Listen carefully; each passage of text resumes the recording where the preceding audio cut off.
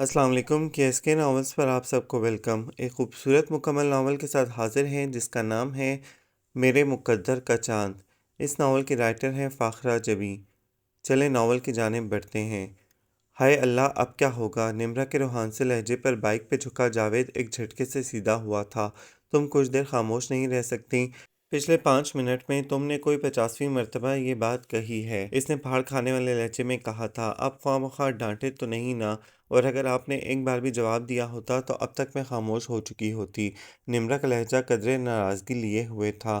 جاوید کوئی بھی جواب دیے بغیر سر جھٹک کر بڑبڑاتے ہوئے دوبارہ بائک پر جھک گیا تھا۔ خود تو بائک میں منہ چھپائے بیٹھے ہیں، شرمندگی تو مجھے ہو رہی ہے نا؟ مجال تھی کہ یہ لڑکی گھڑی بھر خاموش رہ لے۔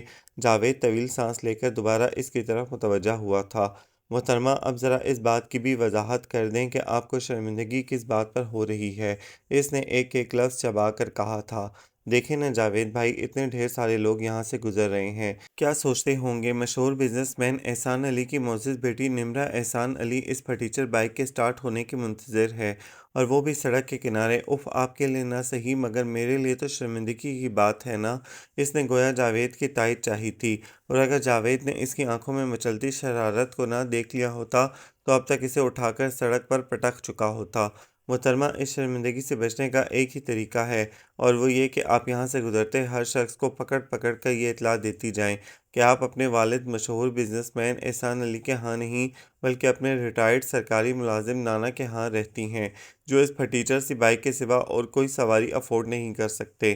وہ مڑ کر بائک سٹارٹ کرنے کی کوشش کرنے لگا تھا، دوسرے معنوں میں سارا غصہ بائک پر نکالنے لگا تھا۔ جاوید بھائی آپ اپنی یہ بائک فروخت کیوں نہیں کر دیتے؟ اور کچھ نہیں تو چھوارے ہی کھانے کو مل جائیں گے۔ نمرا جان بوجھ کر اس کو تنگ کر رہی تھی۔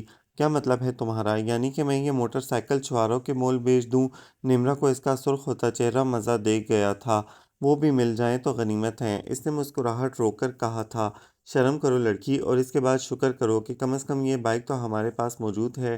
اگر ہر روز پیدل جانا پڑے نا تو ہوش ٹھکانے آ جائیں تمہارے۔ ارے یہ کیا کر رہی ہو؟ اس نے نمرا کو ہاتھ کے اشارے سے رکشہ روکتے دیکھا تو اپنی بات بھول گیا۔ بھائی میں تو جا رہی ہوں گھر۔ آپ جی بھر کے اللہ کا شکر ادا کرتے رہیں کہ اس نے کم از کم یہ بائک تو آپ کو نواز دی۔ وہ دل جلا دینے والی مسکراہٹ کے ساتھ اچک کر رکشے میں سوار ہوئی، اور یہ جا وہ جا۔ جاوید ہونکوں کی طرح منہ کھولے کھڑا رہا تھا، اور جب رکشہ نظروں سے اوجھل ہو گیا تب اس نے سارا غصہ بائک کو سٹارٹ کرنے پر نکالا تھا، مگر وہ بھی اپنے مالک کی طرح ضدی اور اکھڑ تھی، سو وہ بری طرح زچ ہو کر اسے اپنے ساتھ ساتھ گھسیٹنے لگا تھا۔ راستے میں نہر کا پل پار کرتے ہوئے ایک بار تو اس کا بھی دل چاہا کہ اس کھٹارا موٹر سائیکل کو اٹھا کر نہر کے پانی میں غرق کر دے اور خود ہاتھ جھاڑتا ہوا گھر کی طرف چل دے، مگر اگلے ہی لمحے دل نے سمجھایا کہ باوا آدم کی اس نشانی سے محروم ہونے پر سب سے زیادہ پریشانی اسی کو اٹھانی پڑے گی، سو دل ہی دل میں اسے کوستا ہوا گھر تک پہنچا۔ ساری عمر یہ موٹر سائیکل ابا کے زیر استعمال رہی، اور اب جب ابا اور موٹر سائیکل دونوں ریٹائر ہو گئے تھے تب ابا نے حاتم تائی کی قبر پر لات مارتے ہوئے یہ موٹر سائیکل اسے سونپ دی تھی، اور سخاوت کے اس عظیم ترین سانحے کو وہ اب پوری طرح بھگت رہا تھا۔ گھر میں داخل ہو کر اس نے اپنے پیچھے دروازہ لات مار کر زوردار طریقے سے بند کیا تھا تاکہ گھر کے افراد اس کے خراب موڈ کی پرواہ کرتے ہوئے فوراً میدان عمل میں آ جائیں، مگر موٹر سائیکل کو سٹینڈ پر کھڑا کرتے ہوئے وہ چونک سا گیا۔ حسب توقع نہ تو دادی اماں ہڑبڑا کر تخت پر اٹھ بیٹھی تھیں، نہ ہی امی لپک جھپک آ گیا میرا بیٹا کہہ کر اس کی طرف لپکی تھیں، اور نہ ہی مہوش بھاگ کر اس کے لیے کھانا نکالنے کچن تک گئی تھی، جیسا کہ عموماً اس کے بگڑتے تیور دیکھ کر ہوتا تھا۔ یعنی کہ اب کسی کو ہمارے خراب موڈ کی کوئی پرواہ ہی نہیں، وہ دل ہی دل میں سوچتا ہوا پلٹا تھا، مگر برآمدے میں کھڑی شخصیت کو دیکھ کر اس کی ساری کلفت ایک لمحے میں غائب ہو گئی تھی۔ ارے دادا جان آپ کب آئے؟ وہ بے تابانہ انداز میں ان کی طرف بڑھا تھا، مگر دادا جان نے اپنی چھڑی کی نوک اس کے سینے پہ رکھ کر اسے اتنے ہی قدم پیچھے ہٹنے پر مجبور کر دیا تھا جتنے قدم وہ آگے بڑھا تھا۔ جاوید نے حیرت سے ان کی اینک کے موٹے شیشوں کے پیچھے غصے سے گھورتی آنکھوں کو دیکھا۔ شامت آئی کہ آئی، مگر کس بات پر؟ وہ دادا جان کے تیور خوب پہچانتا تھا۔ کیا ہوا دادا جان؟ اس نے حیران ہوتے ہوئے پوچھا۔ برخوردار کہاں سے آ رہے ہیں آپ؟ دادا جان کے مشکوک انداز پر وہ ٹھٹک گیا تھا۔ جی یونیورسٹی سے، اس نے ادب سے جواب دیا۔ یونیورسٹی سے تو شانی بھی آیا ہے، مگر وہ آپ سے پون گھنٹہ پہلے پہنچ چکا ہے۔ جی دادا جان، یہ تو بس پہ لٹک کر مجھ سے پہلے پہنچ گیا ہوگا، جبکہ میں نمرا کو لینے کالج گیا تھا۔ آج اس کی وین نہیں آئی تھی نا، اس لیے۔ اس نے اطمینان سے جواب دیا کہ وہ جانتا تھا دادا جان اپنے پوتے پوتیوں کی تربیت کے معاملے میں بہت سخت تھے۔ ذرا کسی کام میں دیر سویر ہو جاتی، وہ کسی تفتیشی افسر کی طرح سوال جواب کرنے لگتے تھے، اور بزرگوں کا ادب و احترام تو اس گھر کے ہر فرد کی گھٹی میں شامل تھا۔ اچھا، تو آپ نمرا کو لینے گئے تھے؟ پھر کہاں ہے نمرا؟ جاوید کی نظریں بے اختیار ان کے برابر میں کھڑی نمرا پر جا پڑی تھیں۔ کیا دادا جان کی قریب کی نظر اس قدر خراب ہو چکی ہے کہ انہیں پاس کھڑی نمرا بھی نظر نہیں آ رہی؟ دادا جان، نمرا آپ کے پاس کھڑی ہے، اس نے صدمے کے عالم میں انہیں آگاہ کیا۔ تو پھر تم کسے لے کر آئے ہو؟ ان کے بے لچک انداز پر جہاں جاوید سر کھجانے لگا تھا، وہاں نمرا نے مسکراہٹ روکنے کے لیے دوپٹہ منہ پر رکھ لیا تھا۔ نمرا نے آپ کو بتایا نہیں کہ اسی نے تو بتائے ہیں تمہارے کرتوت؟ تم اتنے غیر ذمہ دار ہو سکتے ہو جاوید، میں سوچ بھی نہیں سکتا تھا۔ بچی بیچاری 1 گھنٹہ کالج میں تمہارا انتظار کرتی رہی، اور پھر تھک ہار کر رکشہ لے کر گھر پہنچی، اور ادھر نواب زادے کو اپنے سیر سپاٹوں سے ہی فرصت نہیں ملی، یعنی کہ حد ہو گئی آوارگی کی۔ دادا جان نے اسے ٹوک کر بے بہاؤ کی سنانا شروع کر دی تھیں۔ دادا جان، یہ کیا کہہ رہے ہیں آپ؟ میں تو اس نے فوراً انہیں اصل بات سے آگاہ کرنا چاہا۔ خاموش، وہ اپنی چھڑی لہراتے ہوئے دھاڑے۔ انتہائی گستاخ اور ناہنچار ہو تم، عقل نام کو نہیں، اور سمجھتے ہیں کہ جاوید نے ہاتھ اٹھا کر کئی بار انہیں اصل حقیقت بتانی چاہی، مگر دادا جان کے عقب میں کھڑا شانی ہاتھ ہلا ہلا کر اسے خاموش رہنے کا اشارہ کر رہا تھا۔ تب اس نے سر کاندھے پر ڈال دیا اور بڑی فرما برداری سے ڈانٹ سننے لگا۔ اتنا تو وہ بھی جانتا تھا کہ دادا جان جب شروع ہوتے ہیں تو پھر ان کی گفتگو میں کہیں کوئی کامہ، کوئی فل سٹاپ نہیں ہوتا۔ یہ اور بات کہ جسم میں دوڑتا خون خواہ مخواہ ہی اپنی رفتار تیز کیے جا رہا تھا، اور چہرہ اندرونی تپش سے سرخ ہوا جا رہا تھا۔ دادا جان اپنی لاڈلی نواسی کی محبت میں اپنے سب سے ذمہ دار اور لائق فائق پوتے کو انتہائی غیر ذمہ دار، ناہنچار، نالائق اور ناکارہ قرار دے رہے تھے۔ دادی جان نے ڈرتے ڈرتے کمرے سے باہر جھانکا۔ میاں کی دھاڑ اس عمر میں بھی ان کا خون خشک کر دیتی تھی، مگر کیا کیا جائے کہ یہاں معاملہ پوتے کا تھا، اسی لیے جی کڑا کر کے باہر نکل آئیں۔ آئے ہائے میاں، کیا ہو گیا؟ آتے ہی بچے کے سر ہو گئے تم تو۔ آپ بیچ میں مت بولیے جہاں آرا۔ کیوں نہ بولوں؟ دیکھتے نہیں اتنا سا منہ نکل آیا ہے بچے کا، بھوکا پیاسا پڑھ کر واپس آیا اور آپ نے آتے ہی اپنا کام شروع کر دیا۔ چلیے آپ کمرے میں، ہم خود پوچھ لیتے اس سے۔ دادی جان نے انہیں بازو سے پکڑ کر کمرے کی طرف دھکیلا، اور کوئی مبالغ گھڑی ہی تھی کہ دادا جان بڑبڑاتے ہوئے اپنے کمرے کی طرف چل دیے تھے۔ دادی جان نے جاوید کو کمرے میں جانے کا اشارہ کیا، اور خود دادا جان کے پیچھے لپکیں تاکہ انہیں ذرا ٹھنڈا کر سکیں۔ دادا جان کے کمرے میں جاتے ہی جاوید کی ساری فرمانبرداری اڑن چھو ہو گئی تھی۔ اس نے نمرا کو دادا جان کے پیچھے کھسکتے دیکھا تو بجلی کی سی تیزی سے لمبے لمبے ڈگ بھرتا اس تک پہنچ گیا تھا۔ شدید غصے کے عالم میں اس نے نمرا کو بازو سے پکڑ کر ایک جھٹکے سے اپنے سامنے کیا تو وہ دیوار سے ٹکراتے ٹکراتے بچی تھی۔ تم؟ اس نے دانت پیس کر شعلہ بار نظروں سے اسے گھورا۔ وہ نچلا ہونٹ دانتوں تلے دبائے ہنسی روکنے کی کوشش میں سرخ ہوئی جا رہی تھی۔ سیاہ آنکھوں میں ہلکی ہلکی نمی لیے وہ اس پر نظریں جمائے کھڑی تھی، اور وہ جو کوئی سخت سی بات کہنے جا رہا تھا، بغیر کچھ کہے دانت کچکچا کر رہ گیا تھا۔ مرو تم! اس نے ایک جھٹکا دے کر اسے تخت پر گرایا اور خود دھڑ دھڑ سیڑھیاں چلتا گیا تھا، جبکہ تخت پر گری نمرا نے اپنے کہکہوں کو آزاد چھوڑ دیا تھا۔ نمرا، تم انتہائی بدتمیز لڑکی ہو، شانی نے غصے سے اسے یوں ہنستے ہوئے دیکھ کر کہا تھا۔ کیوں، کیا ہوا؟ اس نے سیدھے ہو کر بیٹھتے ہوئے آنکھوں سے بہتا پانی دوپٹے سے صاف کیا۔ ماشاءاللہ، یعنی ابھی کچھ ہوا ہی نہیں؟ محترمہ، وہ صاحب بہادر سخت غصے میں اوپر گئے ہیں، یعنی مکمل ناراضگی، اور خدا کا شکر کرو تم بچ گئیں، ورنہ مجھے تو لگا تھا ابھی ایک ہاتھ لگے گا اور تم دار فانی سے کوچ فرما جاؤ گی۔ وہ چڑھ کر اس کے برابر دھم سے بیٹھ گیا تھا۔ ہیں؟ کیا واقعی اتنے غصے میں تھے جاوید بھائی؟ اس نے حیرت سے شانی کو دیکھا تو اس کا دل چاہا اپنا سر پیٹ لے۔ تو تمہارا کیا خیال ہے؟ وہ کہکہے لگاتے ہوئے اوپر گئے ہیں، تو پھر تم یہاں بیٹھے کیا کر رہے ہو؟ جا کر مناؤ نا انہیں۔ اس نے فوراً اسے اٹھایا۔ ہاں، اتنا آسان ہے نا انہیں راضی کرنا؟ اور پھر میں کوئی الہڑ دوشیزہ تو نہیں کہ دوپٹے کا کونا منہ میں دبا کر لجاتے ہوئے ان سے مان جانے کی فرمائش کروں اور وہ جھٹ سے آ پڑے میرے قدموں میں۔ وہ وہاں سے اٹھ کر برآمدے کی سیڑھیوں پر پھیل گیا تھا۔ دادی جان بالکل ٹھیک کہتی ہیں، تم جتنے لمبے ہوتے جا رہے ہو تمہاری عقل ٹخنوں میں سماتی جا رہی ہے، بے وقوف۔ اب ہم انہیں منانے کے لیے کہیں سے الہڑ دوشیزہ تو منگوانے سے رہے، ظاہر ہے یہ کام ہمیں خود ہی کرنا پڑے گا۔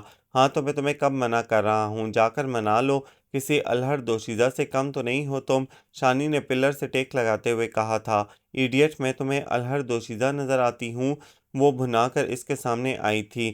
نہیں، اس وقت تم مولا جٹ لگ رہی ہو۔ اس نے اس کو آستینے چڑھاتے دیکھ کر شرارت سے کہا، بکواس نہیں کرو، جا کر دیکھو انہیں، میں ان کے لیے کھانا گرم کرتی ہوں۔ وہ سنجیدگی سے کہہ کر کچن کی طرف بڑھی تھی۔ میرا تو خیال تھا کہ یہ کام تم خود کر لیتی، مستقبل کے لیے تھوڑی پریکٹس ہی ہو جاتی۔ آخری جملہ بہت آہستگی سے کہا گیا تھا۔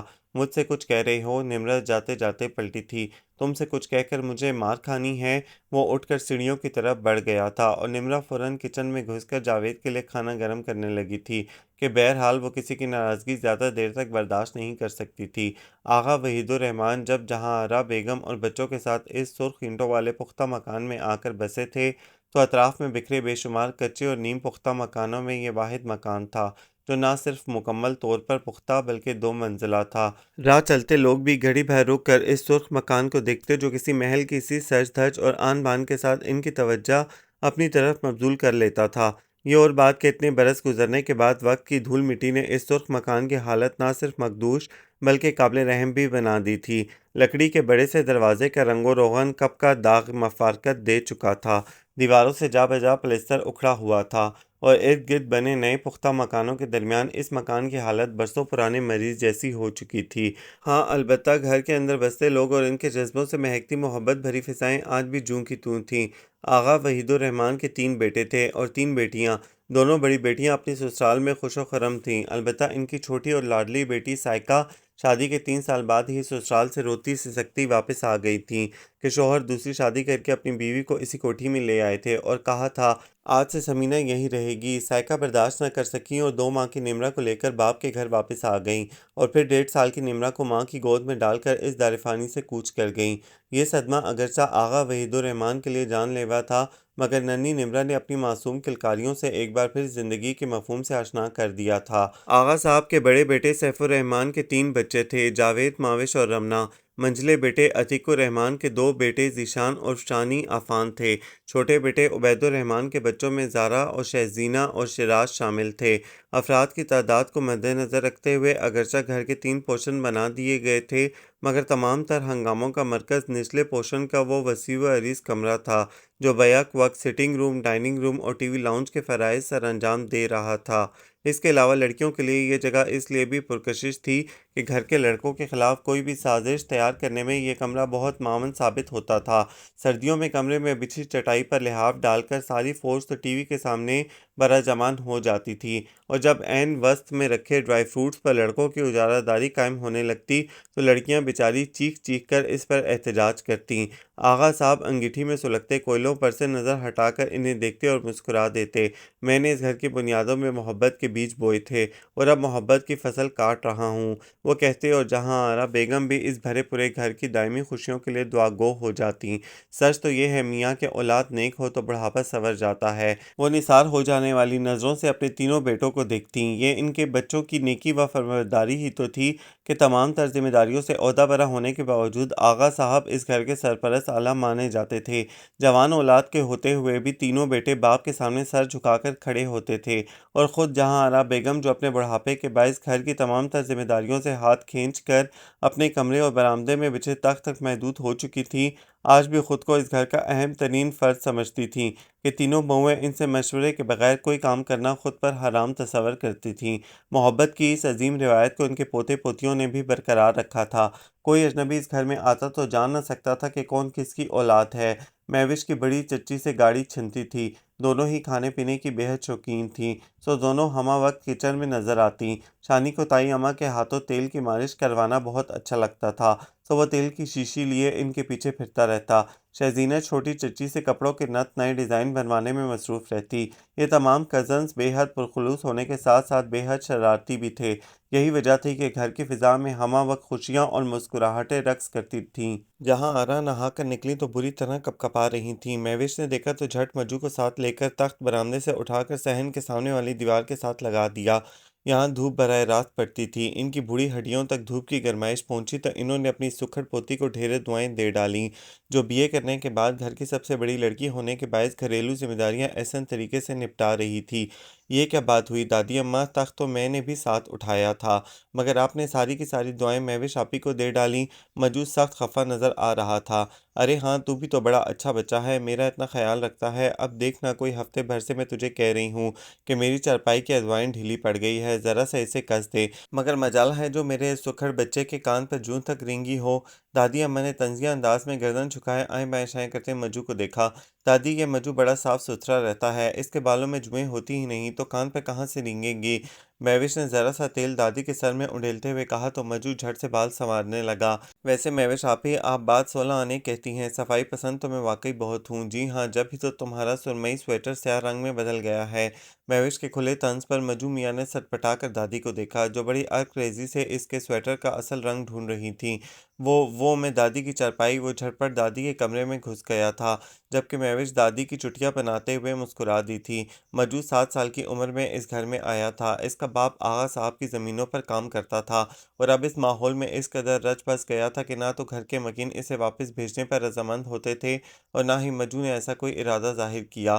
آنے والے نے خاصی حیرت سے تخت کے چاروں طرف گھوم پھر کر گرم اونی چادر میں لپٹی لپٹائی اس چیز کو دیکھا تھا، جو کسی زاویے سے اس کی سمجھ میں نہ آ رہی تھی۔ تب اس نے ہاتھ میں پکڑا سفری بیگ تخت کے سرہانے زمین پر رکھا اور دونوں ہاتھ کمر پر رکھ کر ارد گرد دیکھنے لگا۔ پورے گھر پہ اس وقت خاموشی طاری تھی، لیموں کے پیڑ پہ بیٹھی چڑیوں کی چون چون کے سوا اس وقت کوئی دوسری آواز نہ سنائی دے رہی تھی۔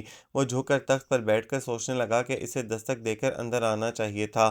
تبھی اس گرم چادر میں لپٹی چیز میں سے ہلکی ہلکی خراٹوں کی آواز اس تک پہنچی تو وہ خوشی کے مارے اچھل پڑا۔ کم از کم اس بات کا ثبوت تو مل گیا تھا نا کہ گھر میں اس وقت کوئی ذی روح موجود ہے، اور اسی ذی روح کو خواب غفلت سے بیدار کرنے کا ارادہ لیے وہ کھڑے ہو کر ہلکا سا کنگارا تھا۔ اسی وقت برآمدے میں کھلنے والے دروازے سے سیاہ پلین سوٹ پر دھنک رنگ دوپٹہ اوڑھے ایک لڑکی برآمد ہوئی تھی۔ برآمدے کی 2 سیڑھیاں اتر کر گنگناتے ہوئے اس نے مگن سے انداز میں سامنے دیکھا تھا اور پھر ایک دم ٹھٹک کر رک گئی تھی۔ ایک لمحے کے لیے اس کی آنکھوں میں بے تحاشا تحیر امٹ کر آیا تھا اور اگلے ہی لمحے اس نے پوری قوت سے چیخنے کے لیے منہ کھولا تھا۔ آنے والے نے متوقع چیخ کے پیش نظر اپنے دونوں ہاتھ کانوں پر رکھ لیے تھے، مگر وہ لڑکی اس قدر خوفزدہ ہوئی تھی کہ چیخ تو حلق سے برآمد نہ ہو سکی۔ البتہ ہاتھ میں پکڑا تھال ایک دھماکے سے زمین پر جا گرا تھا۔ تھال میں موجود آلو پورے صحن میں لڑکتے چلے گئے تھے اور اس دھماکے نے سوئے سوئے ماحول میں گویا سورہ اسرافیل کا کام کیا تھا۔ تخت پر پڑا وجود ہڑبڑا کر اپنے اونی خول سے باہر نکلا تھا۔ کیا ہوا؟ جب تک ان بوڑھی خاتون کے حلق سے کیا ہوا برآمد ہوا تھا، اس وقت تک تخت کے پاس کھڑا شخص نادیدہ مرغی کی کھوج میں تخت کے نیچے بھی جھانک چکا تھا۔ وہ لڑکی کی ٹیپ پھنس گئی تھی۔ بوڑھی خاتون نے لڑکی کی نظروں کے تعاقب میں پلٹ کر دیکھا تھا اور ایک بالکل اجنبی دیو کامت شخص کو اپنے انتہائی قریب دیکھ کر ان کی آنکھیں حیرت کی شدت سے پھیل کر ان کے کانوں کو جا لگی تھی۔ ہائے میری ماں! انہوں نے ایک دہائی دی اور اس کے ساتھ ہی دوبارہ تکیے پر لڑک گئیں۔ دادی اماں، وہ لڑکی تڑپ کر بھاگی تھی، بہت جذباتی ہے، لگتا ہے پاکستانی فلموں کے ہیروئنوں سے متاثر ہے۔ اجنبی نے تعصب سے دادی اماں کے اوپر گر کر بلکتی ہوئی پوتی کو دیکھا۔ دادی اماں، کیا ہو گیا ہے آپ کو؟ آنکھیں کھولیں، آپ ہمیں چھوڑ کر نہیں جا سکتیں۔ ہائے! اجنبی نے پریشان ہو کر نیم سیاہ بالوں سے ڈھکی پشت کو گھورا۔ دیکھیں محترمہ، آپ کی دادی اماں کہیں نہیں جا رہی، باہر کا دروازہ بند ہے۔ اس نے اس کے کندھے کو ذرا سا ہلا کر تسلی دینی چاہی، مگر یہ اٹھ کیوں نہیں رہیں؟ کیا ہو گیا ہے انہیں؟ وہ ان کے ہاتھ سے ہلانے لگی۔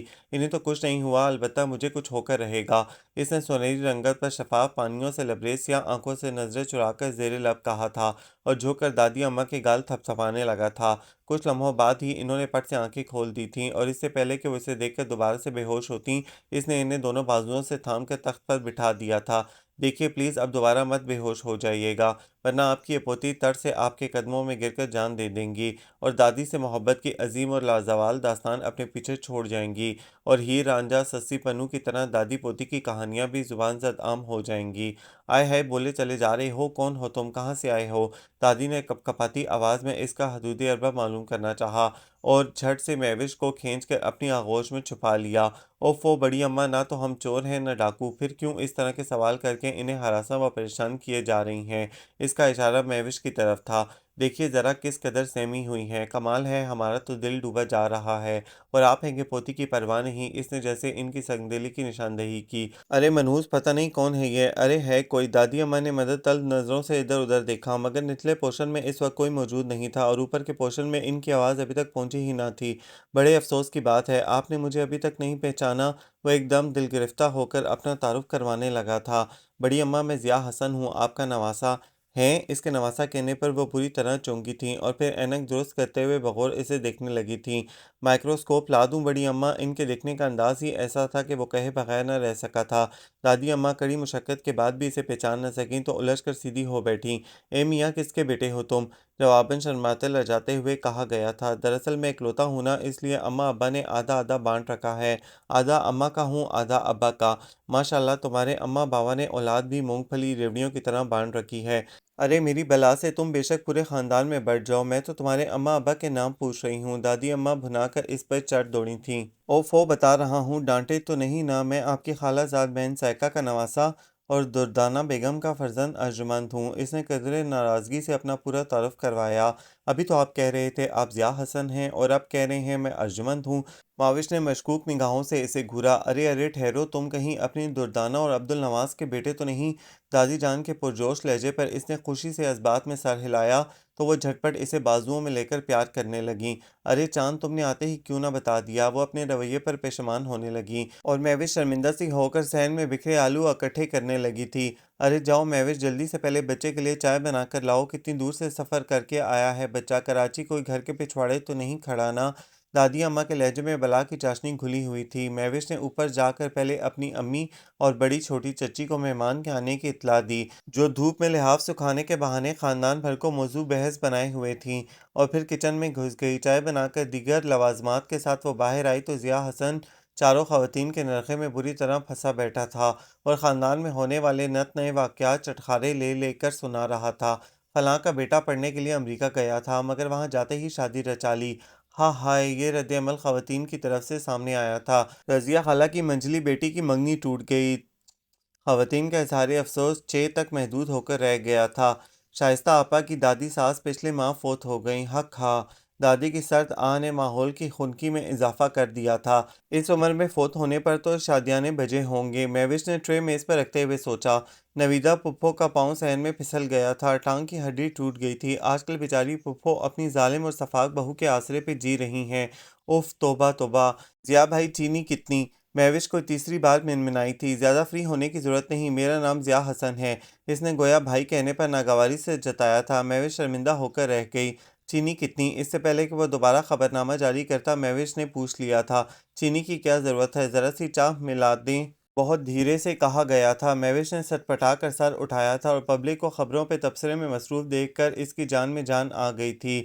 2 چمچ، اس کی گھورتی نظروں کے جواب میں اطمینان سے کہہ کر وہ دوبارہ ان لوگوں کی طرف متوجہ ہو گیا تھا، اور مہوش نے اپنا بے تحاشا غصہ دباتے ہوئے چائے کے کپ میں 2 چمچ ڈالے تھے، مگر 5 مرتبہ۔ مہوش بیٹی، تم ذرا جاوید کا کمرہ ٹھیک کر آؤ، فی الحال ضیاء وہیں آرام کر لے گا۔ امی کے کہنے پر مہوش اوپر جاوید کے کمرے میں چلی آئی اور اس کمرے کی حالت زار دیکھ کر اس کا دل چاہا تھا سر پہ ہاتھ رکھ کر چیخ چیخ کر رو دے۔ بہرحال بڑے ضبط کے ساتھ وہ کمرے کے ایک کونے سے شروع ہوئی تھی۔ لحاف بیڈ کے بجائے فرش پر پڑا تھا، اسے طے کر کے اوپر رکھا، باتھ روم سے گیلا تولیہ نکال کر ٹیرس کی گرل پر پھیلایا، فرش پہ بکھرے کپڑے اٹھا کر کھونٹی پہ لٹکائے، بیڈ پہ بکھری کتابیں دوبارہ سے الماری میں رکھیں، ڈریسنگ ٹیبل پر سجے مونگ پھلی کے چھلکے اور چنگم کے ریپر سمیٹ کر ڈسٹ بن میں ڈالے، اور جب کمرے کی حالت ذرا سدھری تب وہ نیچے آئی۔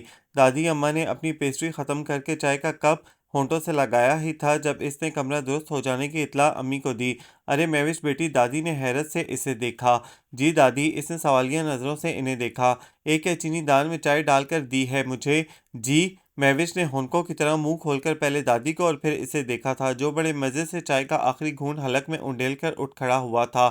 میرا خیال ہے اب میں کچھ دیر آرام کر لیتا ہوں۔ اس نے جھک کر اپنا بیگ اٹھایا اور جانے کے لیے آگے بڑھا۔ مہوش نے 2 قدم پیچھے ہٹ کر اسے گزرنے کے لیے جگہ دی۔ وہ جاتے جاتے عین اس کے سامنے رک گیا تھا۔ ویسے آپ چائے بہت اچھی بناتی ہیں، بظاہر بہت سنجیدگی سے کہا تھا، مگر لہجے میں چھپی شرارت کو محسوس کر کے مہوش اس طرح شرمندہ ہوئی تھی کہ ٹھوڑی سینے سے جا لگی تھی، اور اس کی قابل رحم حالت کو محسوس کرتے ہوئے ضیاء حسن آگے بڑھ گیا تھا۔ مہوش کچن کے عین وسط میں بیٹھی مٹر چھیلنے کے ساتھ ساتھ اس ٹوپٹ سے ضیاء حسن کی آمد کے بارے میں بتا رہی تھی، جو 2 گھنٹے سونے کے بعد اب کہیں باہر جا چکا تھا اور جس کے دیدار سے ابھی تک جاوید اور شانی کے سوا سب محروم تھے۔ یہی وجہ تھی کہ شہزینہ زارا اور رمنا اس وقت چہروں پہ اشتیاق لیے اس کے گرد بیٹھی تھیں۔ وہ ابھی ابھی کالج سے واپس آئی تھیں۔ شہزینہ ایم اے اردو کی کلاسز اٹینڈ کر رہی تھی، زارا اور رمنا بی اے میں تھیں۔ ویسے دیکھنے میں کیسا ہے؟ پتہ نہیں یار، میں تو ڈر کے مارے اسے ٹھیک طرح دیکھ بھی نہیں پائی تھی۔ اس نے جواب زارا کو دیا تھا اور زوردار چپت رمنا کے ہاتھ پر لگائی تھی، جو پچھلے کئی منٹ سے مٹر کے دانے پھانکتی چلی جا رہی تھی۔ چلو آئے گا تو دیکھیں گے۔ آپ یہ بتائیں رات کھانے میں کیا بنا رہی ہیں؟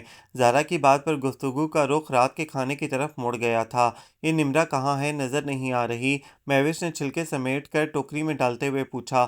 کل اس کا ٹیسٹ ہے غالباً، اسی کی تیاری میں مصروف ہوگی۔ رمنا ہاتھ جھاڑتے ہوئے اٹھ کھڑی ہوئی تھی۔ سنو، امی اوپر ہوں گی، ان سے کہنا سورج غروب ہو چکا ہے، اب لحاف سمیٹ کر نیچے چلی آئیں۔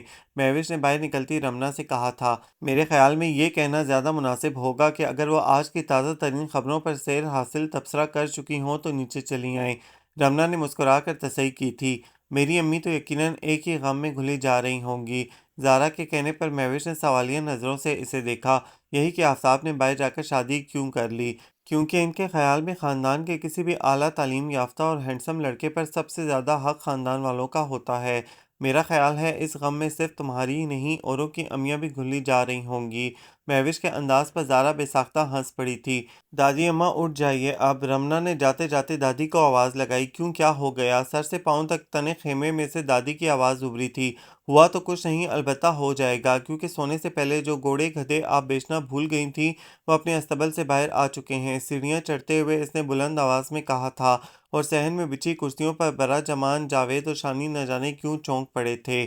دادی نے خیمے میں سے سر نکالا اور مندی مندی آنکھوں سے ماحول کا جائزہ لینے لگیں۔ ہلکی نرم سنہری دھوپ کب کی رخصت ہو چکی تھی۔ صحن میں ادھر ادھر بکھری چیزیں اس بات کی گواہ تھیں کہ سب بچے اپنے اسکول کالجز سے واپس آ چکے ہیں۔ مثلاً تخت کے پاس ہی جاوید کے جاگرز پڑے تھے، جن کے اندر سے جرابیں تقریباً باہر ابل رہی تھیں۔ شراز کی سائیکل برآمدے کی سیڑھیوں کے پاس پڑی تھی۔ بیٹ بال صحن کے عین وسط میں پڑے تھے۔ وکٹوں کے نام پر آغا صاحب کا حقہ ابھی تک اپنے فرائض نبھا رہا تھا۔ دادی اماں جل بن گئی تھیں اس ساری صورتحال سے۔ ذرا سلیقہ طریقہ نہیں ان لڑکیوں میں، سارے گھر میں کڑکڑے لگاتی پھرتی ہیں، مگر مجال ہے کہ رستے میں آئی چیز کو اٹھا کر اس کی جگہ پر رکھ دیں۔ اے زارا! انہوں نے بغیر دوپٹے اور بغیر جوتے کے کالج یونیفارم پر ڈھیلی ڈھالی جرسی پہن کر لاپرواہی سے صحن میں گھومتی زارا کو پکارا۔ لمبی چٹیا سے آزاد ہونے والے چھوٹے چھوٹے بالوں کو کانوں کے پیچھے اڑستی وہ دادی کی طرف متوجہ ہوئی تھی۔ یہ رستے میں پڑی چیزیں کیا باہر سے کوئی آ کر اٹھائے گا؟ چلو جلدی سے ساری چیزیں سمیٹو۔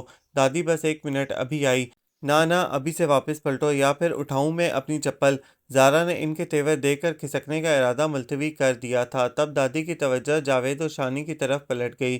ان دونوں کے درمیان غالباً کینو کھانے کا مقابلہ ہو رہا تھا۔ یہی وجہ تھی کہ ٹوکری میں سے لمحہ بہ لمحہ کینو غائب ہوتے جا رہے تھے اور فرش پر چھلکوں کے ڈھیر میں اضافہ ہوتا چلا جا رہا تھا۔ پاس کھڑا مجو آنکھیں پھاڑ پھاڑ کر ان کو جن بھوتوں کی طرح کھاتے دیکھ رہا تھا۔ چھلکوں کا انبار جوں جوں بڑھتا جا رہا تھا، مجو کا دم نکلتا جا رہا تھا۔ اے مجو، تم کیوں گوتم بدھ کی طرح ایک ہی جگہ جم گئے ہو؟ دادی کے کہنے پر گوتم بدھ متحرک ہو کر روحانسے لہجے میں بولا تھا۔ دادی دیکھیے نا ان دونوں کو، کینوؤں کا پورا ٹوکرا ختم کر گئے ہیں اور ڈکار تک نہیں لی۔ نہ تمہیں کس بات پر اعتراض ہے، ٹوکرا ختم کرنے پر یا ڈکار نہ لینے پر؟ شانی ذرا دیر سانس لینے کو رکا تھا، اپنے محروم رہ جانے پر۔ دیکھ لیجیے گا، مجھ غریب کی آہ لگے گی آپ کو، ایسی بددعا دوں گا کہ… کیا؟ شانی چیخ اٹھا تھا۔ تو ہمیں بددعا دے گا؟ یعنی کہ ہمیں؟ اچھا دے ذرا بددعا۔ وہ اطمینان سے بازو چھڑانے لگا تھا۔ دے دوں؟ مجو نے ڈرتے ڈرتے اجازت لی۔ ہاں یار اب دے بھی دو، جاوید نے اکتا کر کہا۔ اللہ کرے آپ اور لمبے ہو جائیں، مجو نے کہہ کر دوڑ لگا دی تھی، اور یہ تو وہ بددعا تھی کہ لگے ہی جا رہی تھی، بلکہ اس سے چپک کر رہ گئی تھی، اور یہ اس کے بے تحاشا لمبے قد کا کرشمہ ہی تو تھا کہ یونیورسٹی میں لڑکیاں یا تو اسے دیکھ کر مسکرا دیتی تھیں یا پھر ایکسکیوز می بھائی جان کہہ کر آگے بڑھ جاتی تھیں۔ لہٰذا اس وقت وہ تاؤ کھا کر مجو کے پیچھے لپکا تھا، اور شامتے اعمال کے مجو سیدھا کمرے سے نکلتی نمرا سے جا ٹکرایا تھا۔ پھٹے منہ تمہاری یہ بٹنوں جیسی آنکھیں، تمہیں اللہ نے دیکھنے کو دی ہیں؟ وہ پہلے ہی بھری بیٹھی تھی۔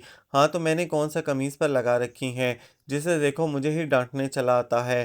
مجو دل برداشتہ ہو کر صحن کے عین وسط میں بیٹھ گیا تھا۔ یہ لیں بیٹھا ہوں، یہاں مار لیں جتنا مارنا ہے۔ اس نے شانی کو دعوت دی، اور شانی کو اسے مارنا تھوڑی تھا، اس نے تو دور کھڑے ہو کر ہاتھوں سے گدگدی کا اشارہ ہی کرنا تھا، اور مجو کو ہنستے ہنستے بے حال ہو جانا تھا، اور چند لمحوں بعد یہی ہوا تھا۔ ارے بندر کی اولاد، تو کیوں شتر مرغ جیسی گردن نکال کر ادھر ادھر جھانک رہا ہے؟ چل ہٹ پیچھے۔ دادی اماں نے دیوار پر آدھے سے زیادہ جھکے ہمسایوں کے بچے کو لتاڑا جو مجو کی درگت بنتے دیکھ کر خوش ہو رہا تھا۔ ابا یہ دادی اماں آپ کو بندر کہہ رہی ہیں۔ بچے نے جھٹ گردن موڑ کر اپنے ابا کو اطلاع دی تو دادی اماں گڑبڑا گئی۔ میں نے ایسا کب کہا کمبخت، کیوں آپ نے ابھی مجھے بندر کی اولاد نہیں کہا؟ بچہ چہک کر بولا تھا۔ ٹھہر جا، تجھے تو میں ابھی بتاتی ہوں۔ دادی نے فوراً سے پیشتر تخت کے پاس پڑے جوگر سے استفادہ کیا تھا۔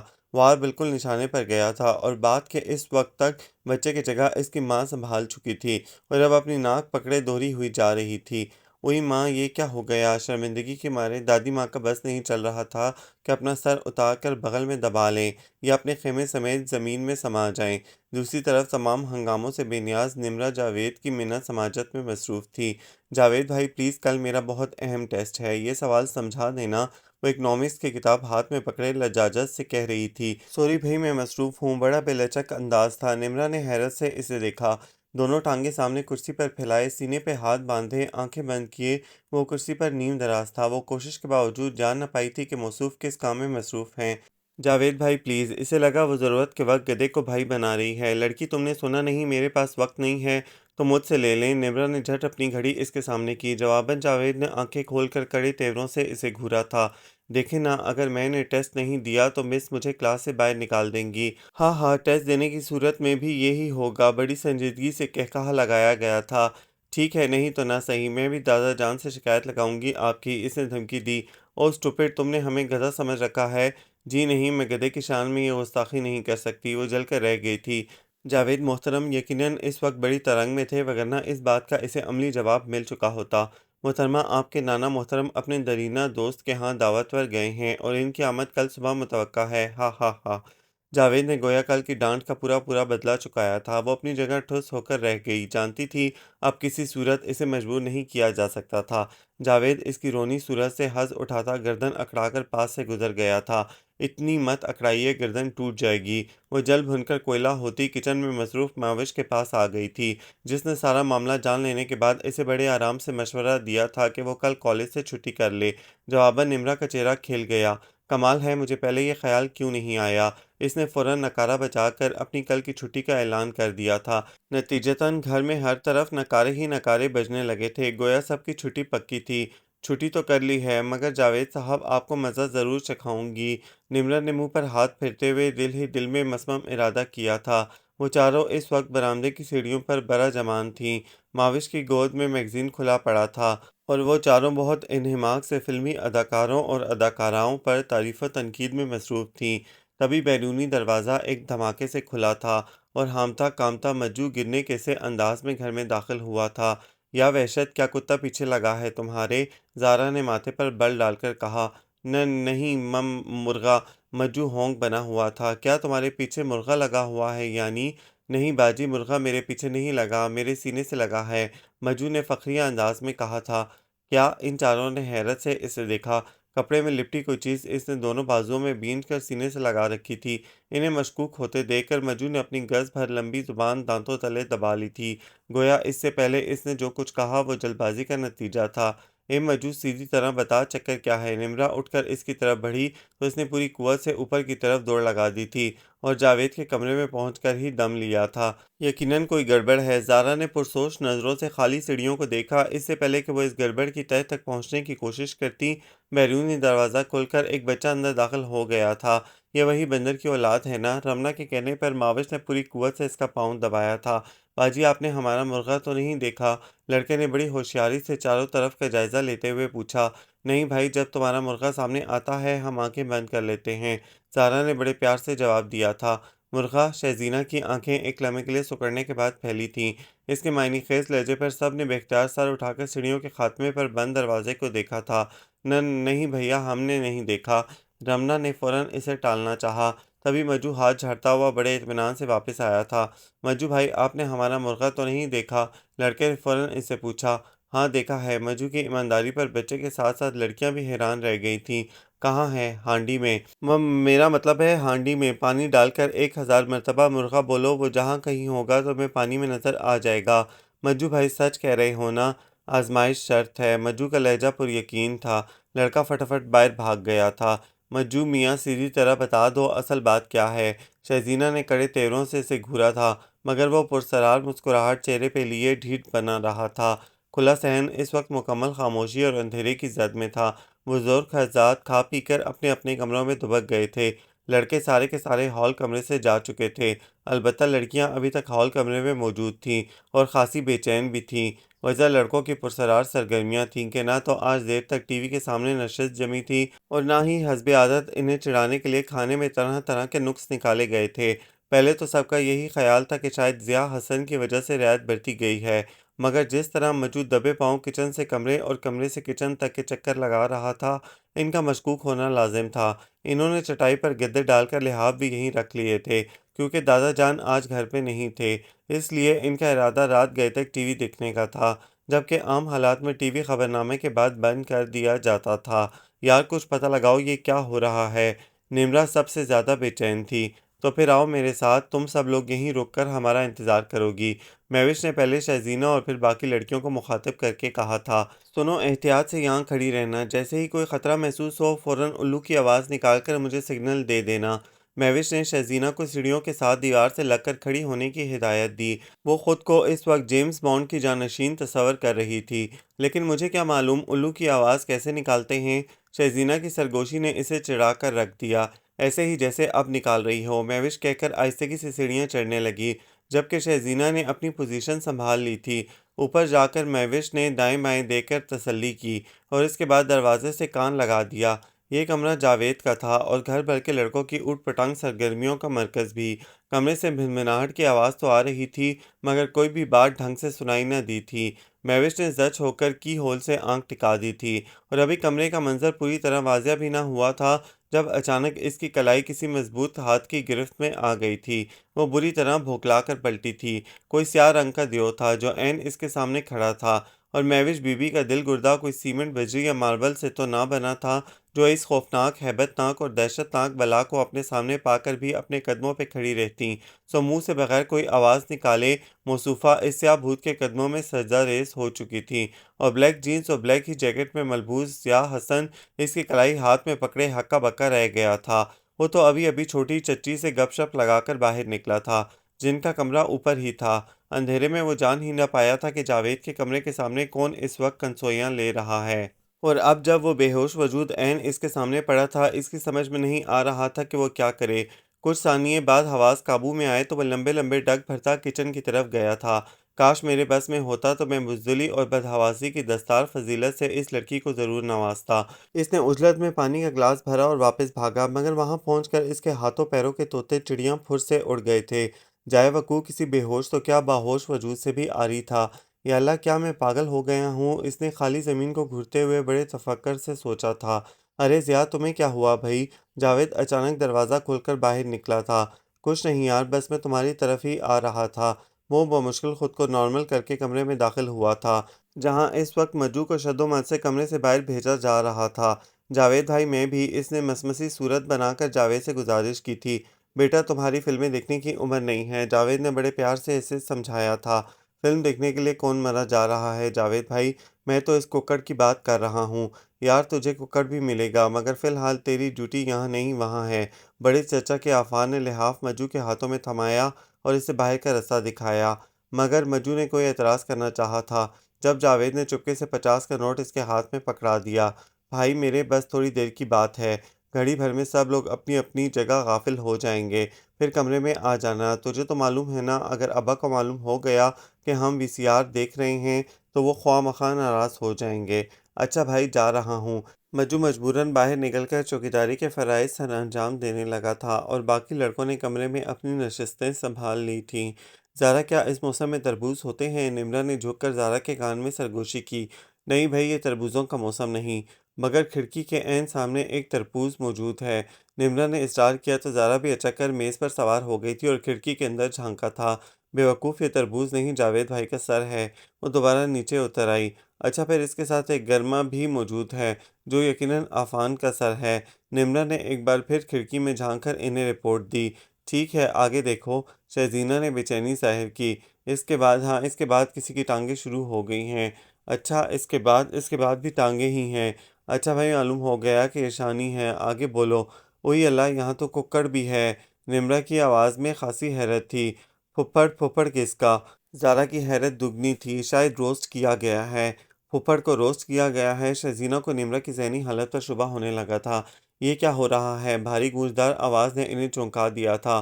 او گاڈ دادا جان، یہ آپ ہیں؟ مجھے اپنے کانوں پر یقین نہیں آ رہا۔ نمرہ شہزینہ کا سہارا لے کر میز سے نیچے کودی تھی۔ بیٹا، کانوں پر یقین آئے گا بھی نہیں، کیونکہ یہ سننے کے لیے ہیں، دیکھنے کو اللہ تعالیٰ نے آنکھوں سے نوازا ہے۔ مگر دادا جان، آپ اس وقت واپس کیسے آ گئے؟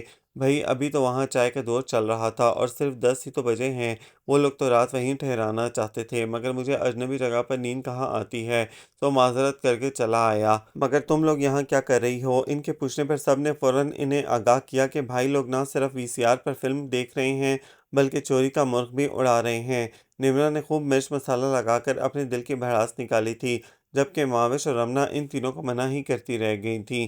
انہیں معلوم تھا دادا جان ایسی خرافات پہ کس قدر ناراض ہوتے ہیں، اور اب بھائیوں کی درگت بننے کا سوچ کر ہی وہ پریشان ہو گئی تھیں۔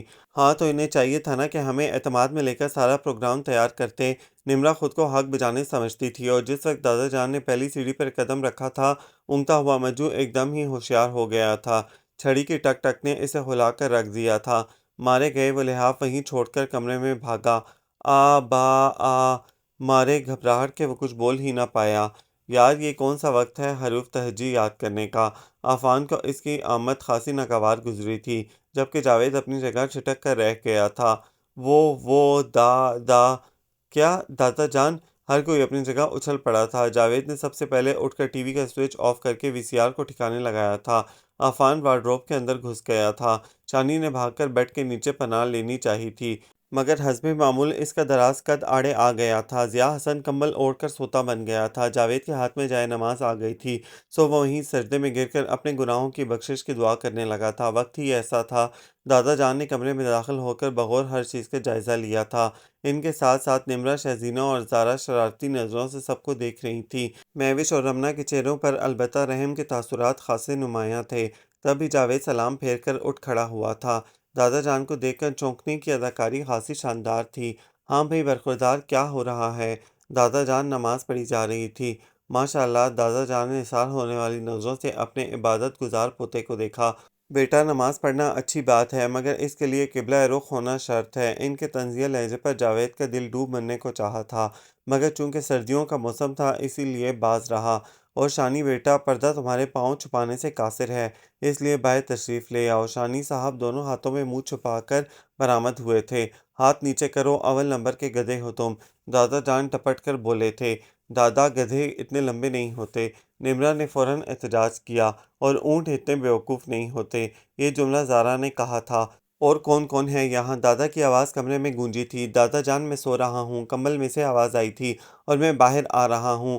عفان کپڑوں کے ڈھیر سے برآمد ہوا تھا، اور اس کے بعد جو ڈانٹ پڑی سو پڑی۔ عظیم صدمے کا سامنا تو اس وقت کرنا پڑا جب روسٹ مرغ، چپس کی بڑی سی پلیٹ اور گرما گرم چائے کا تھرموس میز پر سے اٹھا کر لڑکیوں کے حوالے کر دیا گیا تھا۔ گرو جی! شانی تیورا کر جاوید کی گود میں گرا تھا۔ اوہو، فوجیں مرغے کھائیں گی، فوجیں فلمیں دیکھیں گی، فوجیں چپس بھی کھائیں گی۔ لڑکیاں ان کی صدمے سے پھٹی پھٹی آنکھوں کے سامنے ایک ایک چیز گھماتی باہر نکل گئی تھیں۔ دروازہ بند ہونے پر دروازے کے عقب میں چھپا مجو بھی سامنے آ گیا تھا، اور وہ چاروں اپنے گھونسوں سمیت اس کی طرف لپکے تھے۔ امی جی! مجو نے دہائی دی تھی اور پھر وہیں بیٹھتا چلا گیا تھا۔ وہ انتہا کی مناسب قد و قامت کا مالک تھا، نہ زیادہ لمبا نہ ٹھگنا، نہ موٹا نہ بہت دبلا پتلا۔ آنکھیں سبز تھیں یا شاید نیلی، بال البتہ سنہری اور گھنگریالے تھے۔ رنگت یوں دمک رہی تھی جیسے گندم کی پکی ہوئی سنہری بالیوں پر دھوپ کا عکس پڑ رہا ہو۔ آرمی یونیفارم میں وہ مضبوط قدم اٹھاتا میری طرف آیا، اور انتہائی شائستہ و مہذب لہجے میں کہنے لگا، محترمہ، آپ بھی اپنی فرینڈز کے ساتھ کھڑی ہو جائیں، تصویر میں بنا دیتا ہوں۔ اور تم نے کہا ہوگا نو سر پلیز، آپ وہاں کھڑے ہو جائیں، تصویر میں بنا لوں گی۔ ایویں سنو تو صحیح۔ رمنا نے فوراً زارا کو جھڑک دیا۔ وہ اس وقت اپنے کالج ٹرپ کی روایات انہیں سنا رہی تھی۔ پھر میں نے کیمرہ اسے تھما دیا اور خود اپنی فرینڈز کے ساتھ جا کر کھڑی ہو گئی۔ پھر اس نے تصویر کھینچ دی؟ نمرہ نے اشتیاق سے پوچھا۔ کہاں بھئی، وہ تو کیمرہ ہاتھ میں لے کر چلتا بنا۔ میں بگدڑ اس کے پیچھے بھاگی۔ تب محترم ڈرامائی انداز میں کہنے لگے، یہاں تصویر کھنچوانا منع ہے۔ بس پھر وہ کمبخت ایسا ڈھیٹ بنا کہ 1000 منتیں کرنے کے بعد ہی کیمرہ ہمیں تھمایا۔ بات کے اختتام پر لڑکیوں کے منہ بن گئے تھے۔ ویسے جس انداز میں تم اس کا حلیہ بیان کر رہی تھی وہ مجھے فوجی کم اور شازیہ چودھری کے ناول کا ہیرو زیادہ لگ رہا تھا۔ شہزینہ نے اپنی پسندیدہ مصنفہ کا نام لیا۔ تبھی کھڑکی میں سے شیراز کا چہرہ نمودار ہوا۔ دادی اماں پوچھ رہی ہیں کیا اس گھر کی لڑکیوں کو باتیں مٹھانے کے سوا اور کوئی کام نہیں آتا؟ نہیں، رمنا نے جواب دے کر نیا قصہ شروع کر دیا تھا، جبکہ شیراز نے جواب آگے پارسل کر دیا تھا۔ دادی کہہ رہی ہیں باہر نکلو، میں کام سکھاتی ہوں تمہیں۔ شیراز دوبارہ کھڑکی میں نمودار ہوا۔ اوفو بکواس نہیں کرو۔ شیراز کی مداخلت نے سارے واقعے کا مزہ کرکرا کر دیا تھا، اس لیے زارا کا چڑھنا لازم تھا۔ شیراز نے حیرت سے منہ کھول کر اسے دیکھا اور وہی جواب منوان دادی کے سامنے دہرایا۔ دادی کہہ رہی ہیں کیا بات کرنے کی تمیز بھی نہیں رہی؟ شیراز نے کھڑکی سے جھانک کر دادی کا سندیسہ ان کو دیا۔ نمرا بی بی واقعے میں اس قدر محو تھیں کہ شیراز کی بات سنے بغیر جھڑک کر رکھ دیا۔ وہ بیچارہ حیران پریشان قدرے شرمندہ سا ہو کر دادی کی طرف پلٹا۔ دادی وہ کہہ رہی ہیں زیادہ تمیز سکھانے کی ضرورت نہیں، ٹانگیں توڑ کے رکھ دوں گی۔ اوئی ماں، دادی کا کلیجہ دہل کر رہ گیا۔ اے بہو، آج کیا ہو گیا ہے لڑکیوں کو؟ میں کوئی دیوانے چھتے پھلانگتی پھرتی ہوں جو میری ٹانگیں توڑ کے رکھ دیں گی؟ میں تو پہلے ہی چلنے پھرنے سے معذور ہوں۔ دادی اماں بیچاری دہائیاں دینے لگیں۔ جاوید کی امی اپنی جگہ شرم سے پانی پانی ہو گئی تھیں۔ شدید غصے کے عالم میں الٹی سیدھی چپل پہن کر وہ کمرے کی جانب دوڑیں اور جا کر وہ لتے لیے کہ اگلے پچھلے تمام حساب بے باک کر دیے، اور کچھ لمحوں بعد ہی پانچوں کی پانچوں آفتہ و خیزہ دادی سے معافی مانگنے کو بھاگی تھیں۔ دادا جان نے کہا ہے رمضان آ رہا ہے، تیاری کر لیں۔ مجو کی آواز پر شانی ایک دم بھوکلا گیا تھا۔ کیا مطلب؟ کیا وہ جیل سے واپس آ گیا؟ لاہول والا، کبھی تو ڈھنگ کی بات کر لیا کریں بھائی۔ مجو نے گھی کا ٹین تخت پر رکھا۔ میں اس رمضان کی بات کر رہا تھا جس میں روزے رکھے جاتے ہیں۔ اس کی بات سن کر شانی اطمینان سے بیٹھ گیا تھا۔ اور مہوش باجی، انہوں نے یہ بھی کہا ہے کہ پہلی افطاری اور پہلی ساری زبردست قسم کی ہونی چاہیے۔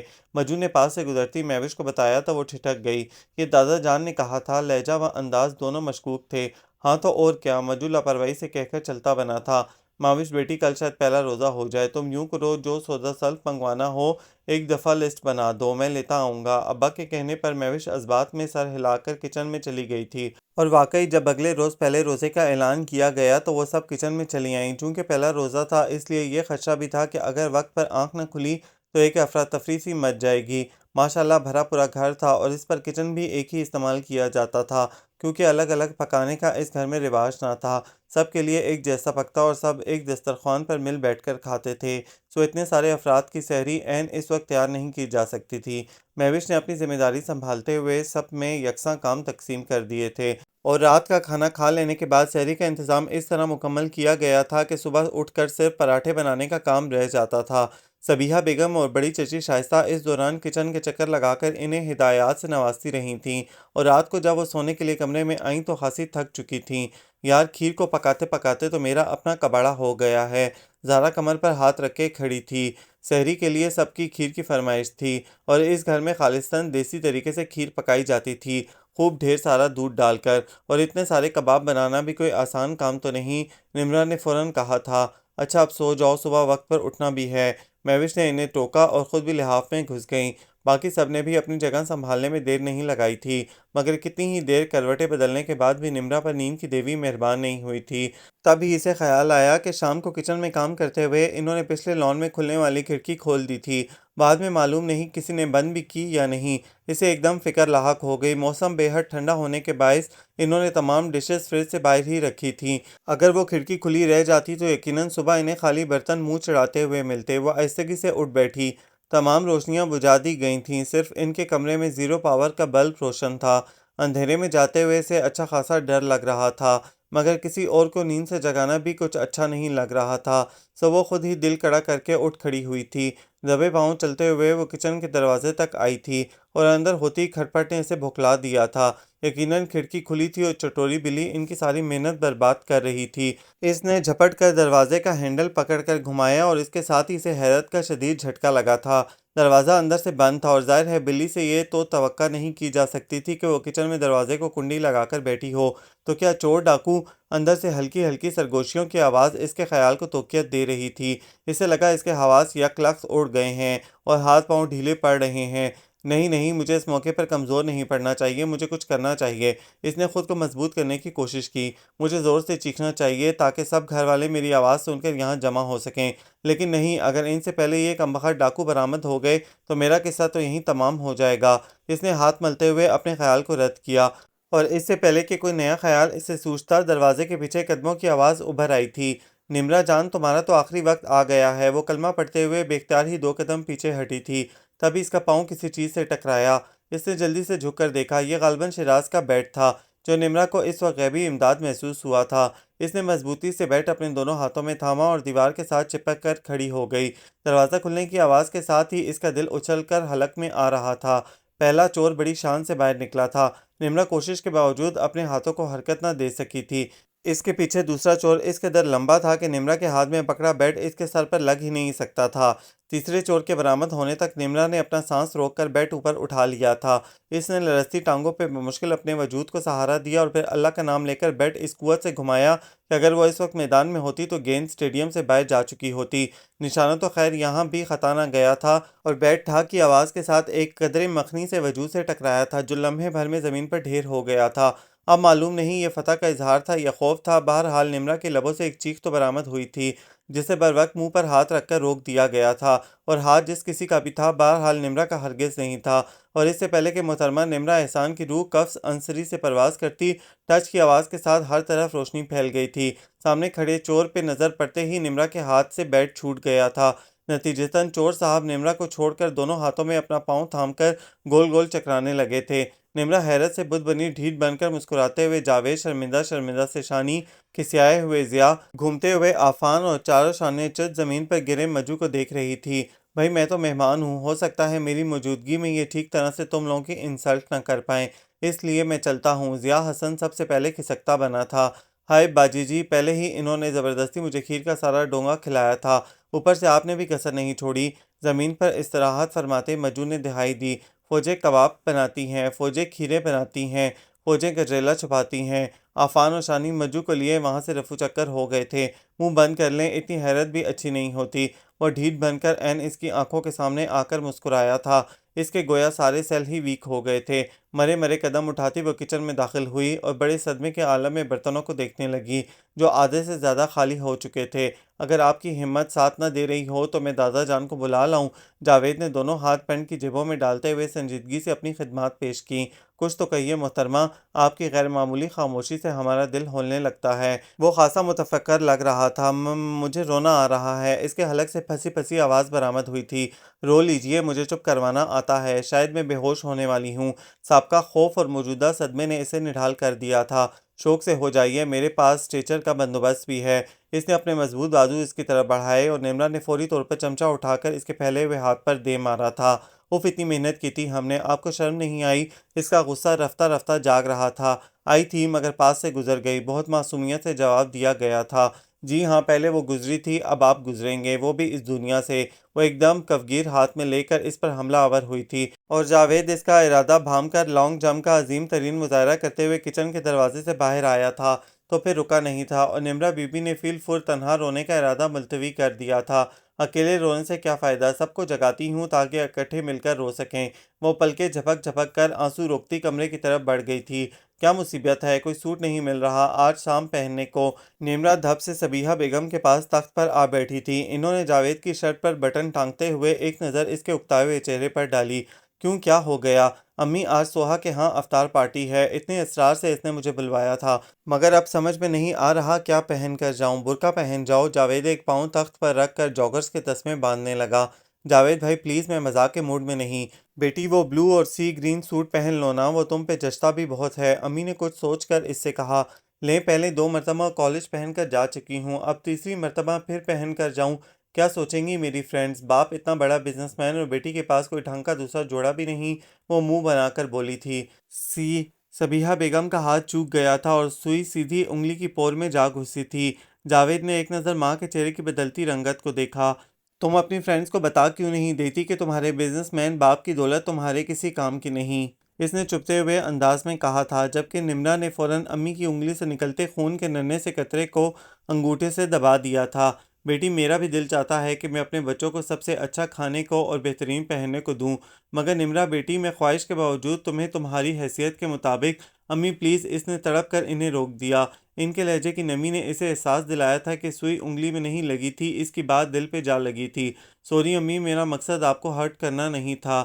ارے میں کیا ہرٹ ہوئی ہوں، میں تو… انہوں نے سیاہ آنکھوں کے فرش تیزی سے گیلے ہوتے دیکھے تو فوراً خود کو سنبھال لیا، مگر وہ اس درجہ پشیمان ہوئی تھی کہ لمحہ بھر کو ان کے سامنے نہ ٹھہر سکی اور وہاں سے بھاگتی چلی گئی۔ شرٹ کے بٹن بند کرتے ہوئے جاوید کی پرسوچ نظروں نے بہت دور تک اس کا پیچھا کیا تھا۔ امی، میں ذرا لائبریری تک جا رہا ہوں۔ اس نے طویل سانس لے کر امی کو دیکھا، جو سر جھکائے نہ جانے کن سوچوں میں گم تھیں۔ وہ شرٹ کی جیب تھپتھپا کر بائک کی چابی کے تعین کرتے ہوئے باہر نکل آیا۔ بائک سڑکوں پر دوڑاتے ہوئے اس کا ذہن ایک نقطے پر گھوم رہا تھا۔ دانستہ نہ صحیح نہ دانستگی میں ہی کبھی کبھار نمرا ایسی بات کر کے اسے بری طرح ڈسٹرب کر دیتی تھی۔ میں بھی کتنی بیوقوف ہوں، ہمیشہ بولنے کے بعد تولتی ہوں، آج خواہ مخواہ ہی امی کو دکھی کر دیا۔ حالانکہ وہ تو جاوید بھائی، مہوش اور رمنا سے زیادہ میرا خیال رکھتی ہیں۔ پچھلے دنوں فن فیئر پہ انہوں نے مجھے پورے 1200 کا سوٹ لے کر دیا تھا اور رمنا اپنا پرانا والا سوٹ پہن کر ہی گئی تھی، اور اب میری بات سن کر انہوں نے سوچا ہوگا نمرا کتنی خود غرض ہے، ہر وقت اپنی خواہشات کی زنبیل کھولے رکھتی ہے۔ ٹھیک ہی تو سوچا ہوگا انہوں نے، مجھے خود خیال کرنا چاہیے تھا۔ آخر ان کے پاس کوئی خزانے تو دفن نہیں جو وہ نکال نکال کر مجھ پہ لٹاتی جائیں۔ ویسے بھی ماموں اب ریٹائر ہو چکے ہیں، زمینوں کی آمدنی آتی ہے، مگر پہلے جیسی بات تو نہیں رہی نا۔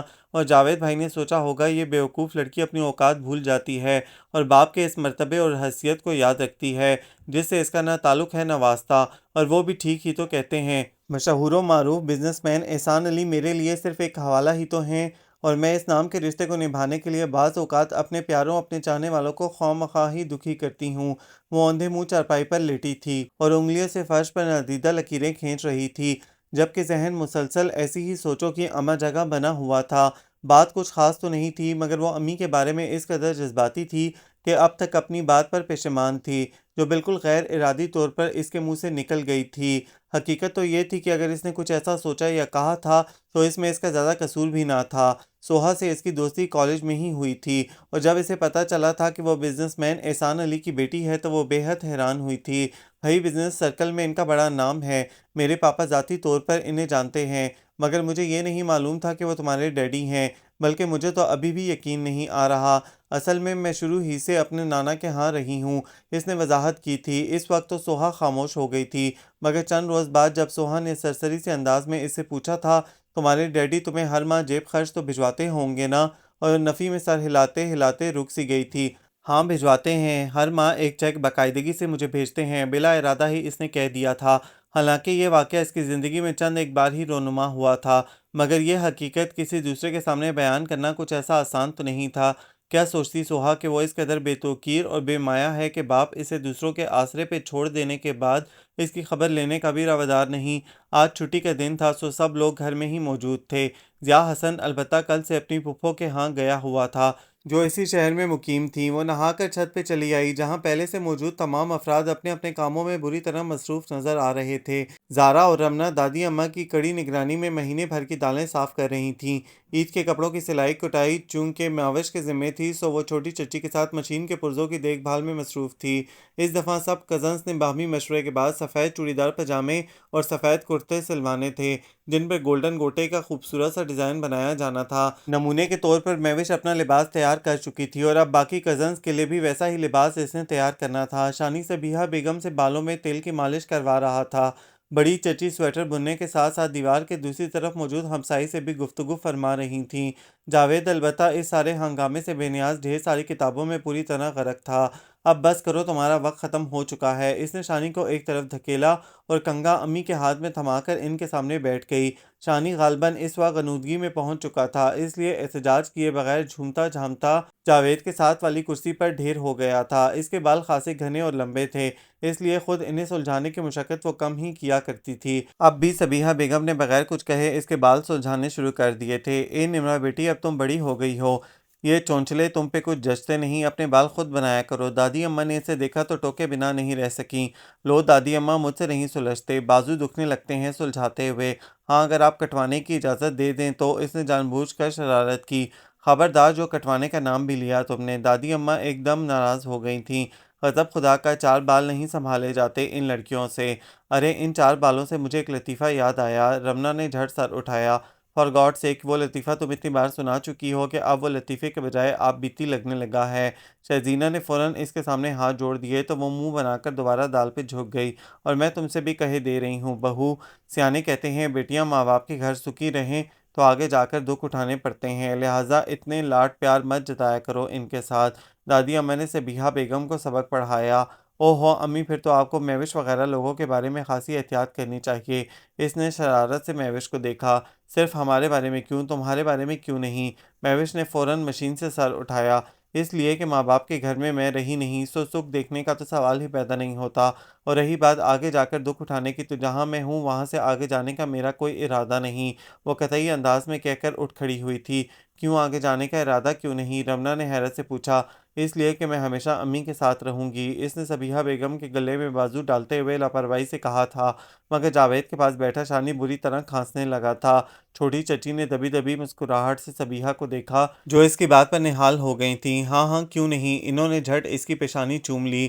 جاوید نے آہستگی سے سر اٹھا کر دیکھا۔ دادی اماں منہ پہ ہاتھ رکھے کبھی نمرہ کو اور کبھی سبیہہ بیگم کو دیکھ رہی تھیں۔ بڑی چچی کی معنی خیز نظروں کو اپنے چہرے پہ محسوس کر کے وہ کھسیا کر پوری طرح کتاب پر جھک گیا تھا، جبکہ نمرہ اپنی کتابیں اٹھا کر سیدھی اس کی طرف چلی آئی تھی۔ انداز کی حد درجہ لاپرواہی اور بے نیازی اس بات کی گواہ تھی کہ اس کے الفاظ کا اس کے نزدیک وہ مفہوم ہرگز نہ تھا جو دوسروں نے اخذ کر لیا تھا۔ جاوید بھا، بس بس بس، اللہ کی بندی، کبھی عقل سے کام بھی لے لیا کرو۔ شانی کی بدتمیزی پر اس نے گھور کر اسے دیکھا۔ کیا مطلب ہے تمہارا؟ اس نے چڑھ کر اس کی بیتکی بات کا مطلب پوچھا۔ کچھ نہیں، شانی نے کندھے اچکا کر گویا بے بس ہو کر کہا تھا، اور وہ کتابیں کھول کر جاوید سے کچھ سوال ڈسکس کرنے لگی تھی۔ جانے نہ جانے، گل ہی نہ جانے، باغ تو سارا جانے ہیں، شانی معنی خیز انداز میں گا رہا تھا، جبکہ جاوید بڑی سنجیدگی سے اسے نظر انداز کر کے نمرہ کی طرف متوجہ ہو گیا تھا۔ السلام علیکم۔ فروٹ چاٹ میں املی کی چٹنی مکس کرتے ہوئے پرجوش آواز پر مہوش نے سر اٹھا کر دیکھا۔ آؤ آؤ ماں شبین، اس نے مسکرا کر اسے اندر آنے کی دعوت دی۔ ماں شبین پڑوس میں رہتی تھی، 4 بھائیوں کی اکلوتی بہن تھی، سو وقت گزاری کے لیے جب دل چاہتا ان کے پاس چلی آتی۔ بہت معصوم لڑکی تھی، سادہ دل اور پرخلوص۔ کہاں غائب تھیں؟ اتنے دنوں سے نظر ہی نہیں آئی۔ شہزینہ نے کڑکڑاتے ہوئے گھی میں پکوڑے ڈالتے ہوئے پوچھا تھا۔ بس ذرا مصروف تھی وہ، ذیشان صاحب نظر نہیں آ رہے؟ اس نے قدرے جھجکتے ہوئے پوچھا۔ کون ذیشان صاحب؟ نمرہ نے فروٹ چاٹ مکس کرتے ہوئے مگن سے انداز میں پوچھا۔ ہیں، آپ کو ذیشان صاحب کا بھی نہیں پتہ؟ نہیں، کون ذیشان؟ اوہ، تم کہیں شانی بھائی کا تو نہیں پوچھ رہی؟ نمرہ نے چونکتے ہوئے پوچھا۔ شانی بھائی تو وہ آپ کے ہوئے نا؟ ماں شبین قدرے شرما گئی تھی اور شہزینہ کے ہاتھ سے چمچہ چھوٹ گیا تھا۔ لیکن کل تک تو وہ تمہارے بھی شانی بھائی ہی تھے۔ حیران سی نمرہ نے اس کے انداز کی واضح تبدیلی کو پوری طرح محسوس کیا تھا۔ کل کی بات اور تھی شہزینہ، یہ تو لمحے بھر کی بات ہوتی ہے۔ نمرہ، یہ اپنی ماں شبین ہی ہے نا؟ شہزینہ نے اس کے چہرے پہ پھیلی سرخی کو دیکھا۔ پکوڑے کڑاہی میں سیاہ ہونے لگے تھے، مگر یہ انکشاف ایسا تھا کہ شہزینہ ان پر توجہ نہ دے سکی تھی، جبکہ ماں شبین ان کی حیرت پر مسکراتی رہ گئی تھی۔ اب وہ کیا بتاتی انہیں کہ کچھ روز پہلے جب وہ آندھی و طوفان کی مانند مہوش کی تلاش میں سیڑھیاں پھلانگتی جا رہی تھی، ایک دم سامنے سے آتے شانی سے بری طرح ٹکرا گئی تھی، اور اس سے پہلے کہ وہ سب سے اوپر والی سیڑھی سے نچلی سیڑھی تک کا سفر طے کرتی، شانی نے ایک دم اسے بازو سے پکڑ کر سیدھا کیا تھا اور اپنی بھوری آنکھیں اس کے چہرے پہ ٹکا کے برہمی سے کہا تھا، سو رہی ہو کیا؟ دیکھ کر نہیں چل سکتی؟ وہ تو کہہ کر لمحوں میں آگے بڑھ گیا تھا، اور ماں شبین بی بی اپنا دل تھام کر وہیں بیٹھ گئی تھیں۔ کہاں کھو گئی ہو؟ نمرہ نے ماں شبین کے سامنے ہاتھ لہرایا تو وہ ایک دم سے ہوش میں آ گئی۔ نمرہ، دادی اماں کہہ رہی ہیں ان کے سر میں درد ہے، اس لیے افطاری میں ان کے لیے چائے ضرور بنا لینا۔ شانی اچانک ہی کچن میں آیا تھا اور ماں شبین نے جھٹ اس کی طرف سے رخ موڑ لیا تھا۔ اچھا، میں بنا دوں گی۔ نمرہ نے اس بات میں سر ہلایا تو شانی واپسی کے لیے پلٹا، مگر پھر ٹھٹک کر رک گیا۔ ماں شبین، تمہیں سردی لگ رہی ہے؟ اس نے حیرت سے لرزتی کانپتی ماں شبین کو دیکھا۔ نہیں، اس کی حرکات مثبت اور جواب نفی میں تھا۔ تو پھر کام کیوں رہی ہو؟ وہ حیران سا اس کے سامنے آ کھڑا ہوا۔ بچپن سے اس کا یہاں آنا جانا تھا، سو کافی بے تکلفی تھی ان سب کے درمیان۔ ماں شبین کے جسم کا سارا خون جیسے ان کے چہرے پہ سمٹ آیا تھا۔ شہزینہ اور نمرہ نے اس کی خراب ہوتی حالت پر دوپٹہ منہ میں دبا کر بمشکل ہنسی روکی تھی۔ بھئی کیا ہوا ہے تمہیں؟ وہی جو ہیر کو رانجھے، اور اس سے پہلے کہ شہزینہ مزید کچھ کہتی ماں شبین چیخ اٹھی تھی، شہزینہ خبردار جو تم نے کچھ کہا تو۔ شہزینہ نے اسے سنجیدہ دیکھ کر باقی بات دل ہی میں رہنے دی تھی۔ شانی نے مڑ کر شہزینہ کو دیکھا، پھر آنکھیں نکالتی ماں کو اور کندھے جھٹک کر دروازے کی طرف بڑھا۔ ذیشان صاحب دروازے سے باہر جا چکے تھے جب ماں بی بی منمنائی، کیا ہے؟ وہ یہ میں آپ کے لیے گاجر کی کھیر لے کر آئی تھی۔ اس نے ہاتھ میں پکڑا ڈونگا شانی کی طرف بڑھایا۔ ہاں تو اسے کچن میں رکھ دو نا، اب میں افطاری تک اسے ہاتھ میں لے کر تو نہیں پھروں گا۔ شانی اپنی فطری سادگی کے باعث کہہ کر چلتا بنا تھا، اور ماں شبین ہاتھ میں پکڑا ڈونگا کچن ٹیبل پر تقریباً پٹک کر اس بے پرواہ سجن کو کوستی گھر کو چل دی تھی۔ عفان بھائی آپ مجھے چلغوزے دیں گے نا؟ بعد میں دوں گا، پہلے تم انڈا دو۔ عفان نے شرط رکھی۔ لو میں کوئی مرغی ہوں؟ شیراز برا مان گیا۔ بے وقوف، میں یہ کہہ رہا ہوں کہ تمہارے پاس انڈوں کی جو بھری ہوئی ٹوکری ہے تو مجھے اس میں سے ایک انڈا دے دو۔ عفان نے جملے کی وضاحت کی۔ پھر آپ مجھے چلغوزے دیں گے؟ شیراز کی نظر چلغوزے سے بھرے تھال پر تھی جس پر عفان پھن پھیلائے ناک کی طرح کنڈلی مارے بیٹھا تھا۔ ہاں بالکل، لیکن اگر ایک بھی انڈا کم ہو گیا تو نمرہ باجی مجھے ماریں گی۔ شیراز ہچکچایا۔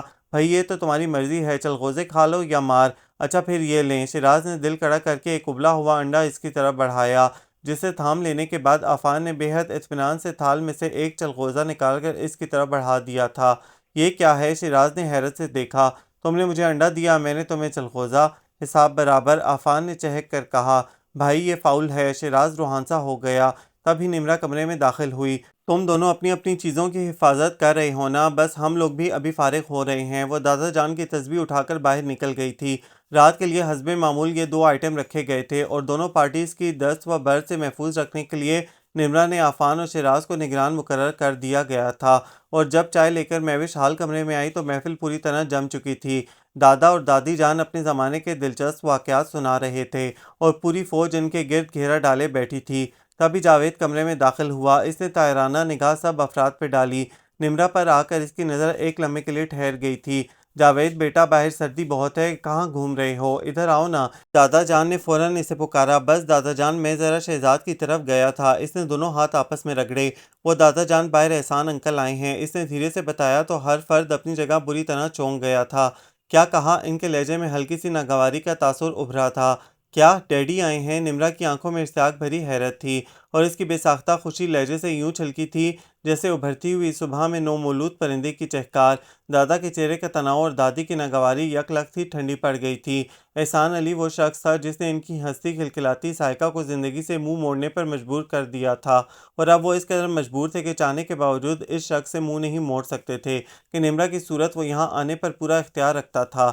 اسے اندر ڈرائنگ روم میں بٹھاؤ جاوید، ہم باہر آتے ہیں۔ دادا کے کہنے پر جاوید پلٹ گیا تھا۔ جہاں آ رہا اب جائیے، میں سردی میں باہر نکلی تو ٹانگوں میں درد شروع ہو جائے گا۔ انہوں نے بھیگے لہجے میں فوراً ہی انکار سنا دیا تھا، جبکہ نمرہ بڑی بے تابی سے اپنی جگہ سے اٹھ کھڑی ہوئی تھی، اور چند لمحوں بعد سب لوگ کمرے سے باہر جا چکے تھے۔ جہاں آرا بیگم نے آنکھوں پہ رکھا بازو ہٹایا تو بوڑھی پلکیں خود بخود بیٹی کی یاد میں بھیگ گئیں۔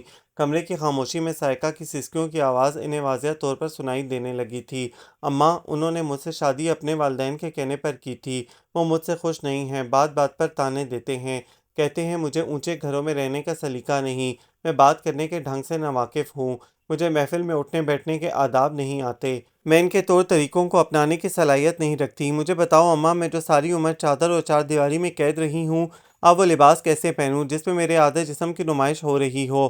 غیر مردوں میں جا کر کس طرح ٹھٹھے لگاؤں؟ اور وہ احسان علی کہتا ہے بڑے گھروں میں رہنے کے یہی طور طریقے ہوتے ہیں۔ وہ اپنے لیے دوسری بیوی لے آیا ہے جو اس کے ساتھ قدم سے قدم ملا کر چل سکے۔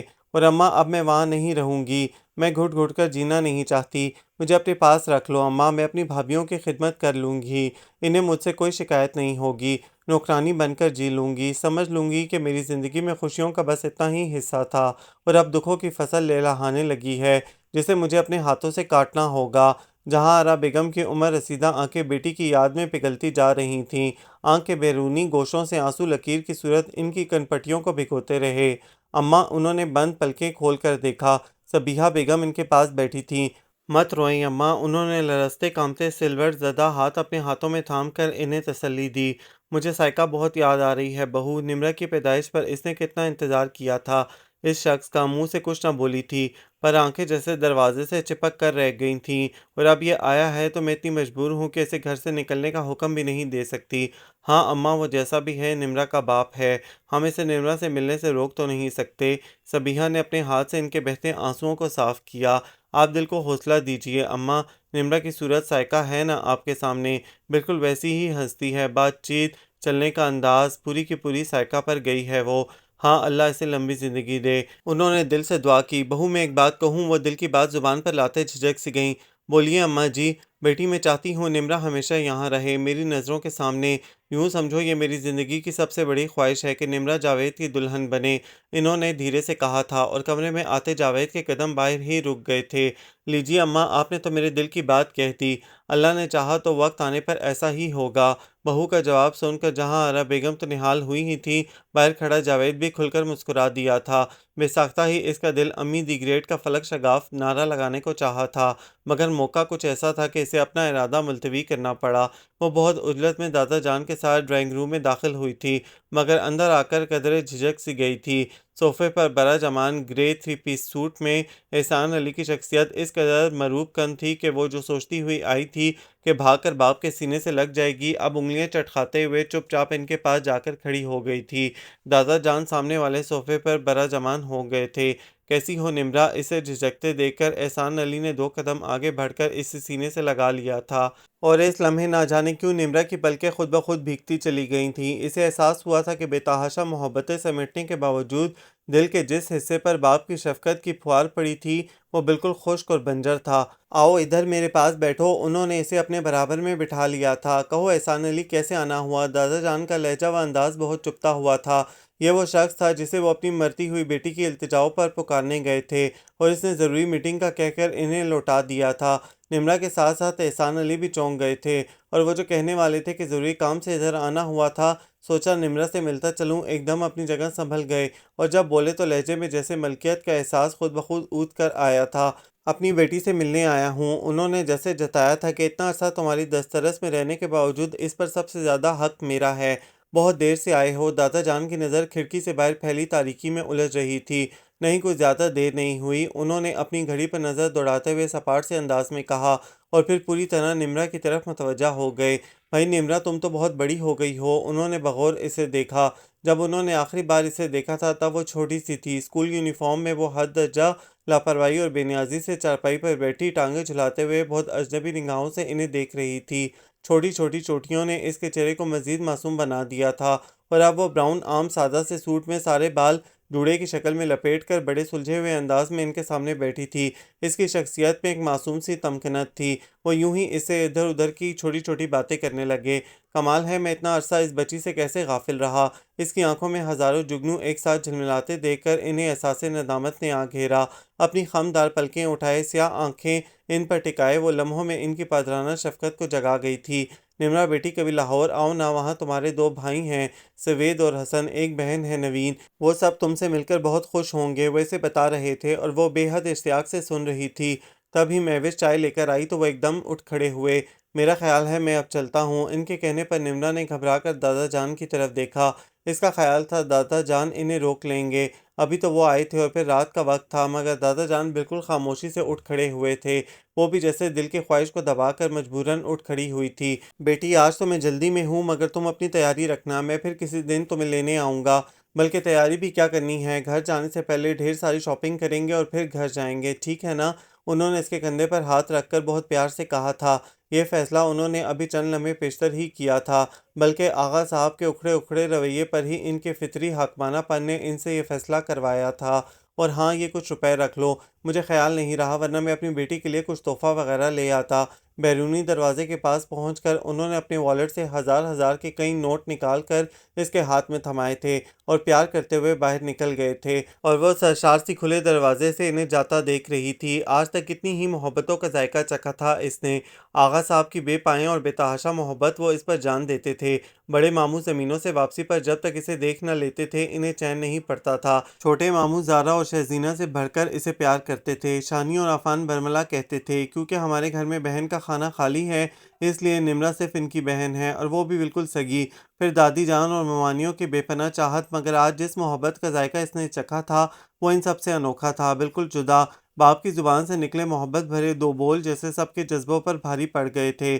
اپنا آپ بہت اہم لگ رہا تھا اسے۔ خوشی سے مگن انداز میں وہ کمرے میں داخل ہوئی تھی اور سامنے آتی مہوش کو گلے لگا کر بینچ ڈالا تھا۔ اوف مہوش، میں اس وقت بہت خوش ہوں، ہاں نظر آ رہا ہے۔ مہوش نے اس کے خوشی سے دمکتے چہرے پر نظر ڈالی۔ بھائی، مجھے تو تم نے بری طرح مایوس کیا ہے، عفان نے ٹانگیں میز پر جماتے ہوئے کہا۔ میں تو ایسے ٹریجک سین کا منتظر تھا کہ تم مٹھیاں بھینچ کر اپنے والد گرامی کے سامنے جا کھڑی ہوگی اور انہیں تانوں کی خوب مار مارنے کے بعد کہو گی آپ نے ساری عمر میری شکل نہیں دیکھی تو اب کیا کرنے آئے ہیں یہاں، خدارا چلے جائیے، میری زندگی میں آپ کے لیے کوئی جگہ نہیں۔ آفان نے باقاعدہ نسوانی آواز میں روحانسے لہجے میں ڈائلاگ بول کر سنائے تو سب بے اختیار ہنس پڑے۔ جی نہیں، مجھے تو ان کے آنے کی اتنی خوشی تھی کہ ان سے مصنوعی ناراضگی کا اظہار بھی نہیں کر سکتی تھی۔ اس نے ایمانداری سے اعتراف کیا، ہاں بھائی یہ تو فطری سی بات ہے۔ زارا نے اس کی تائید کی، ارے ہاں ڈیئر کزنز، یہ دیکھو ذرا میرے پاس کیا ہے۔ اس نے ہاتھ میں پکڑے روپے ان سب کے سامنے لہرائے۔ ہائے ہائے، یہ کیا، کہاں سے لیے؟ رمنا نے آنکھیں سکیڑ کر پیسوں کا جائزہ لیا۔ محترمہ یہ میرا جیب خرچ، جتنا چاہو خرچ کرو، جہاں چاہو خرچ کرو۔ خوشی اس کے لہجے سے جھلک رہی تھی۔ یہ مان کیا کم تھا کہ روپے اس کے باپ نے اسے دیے ہیں؟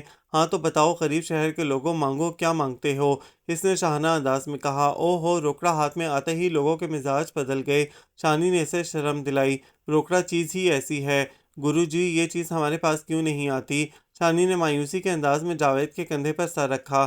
ڈونٹ وری یار، تھوڑا انتظار کر لو، ایسی چیز تو میں تم پر سے وار دیا کروں گا۔ وہ کمپیوٹر انجینئرنگ کر رہا تھا اور مستقبل کے بارے میں خاصا پر امید تھا۔ اوہو جل گئے، نمرا نے جان بوجھ کر اسے چھیڑا۔ تمہارا کیا خیال ہے میں تمہاری خوشی سے جل سکتا ہوں؟ جاوید نے آنکھیں کو قدرے جھک کر اس سے سوال کیا تھا۔ نمرا ٹھٹک گئی، لہجہ و انداز میں تبدیلی تو محسوس ہوئی تھی مگر اس کی آنکھوں میں کچھ ایسا بھی تھا کہ وہ سٹ پٹا کر نظریں جھکا گئی تھی۔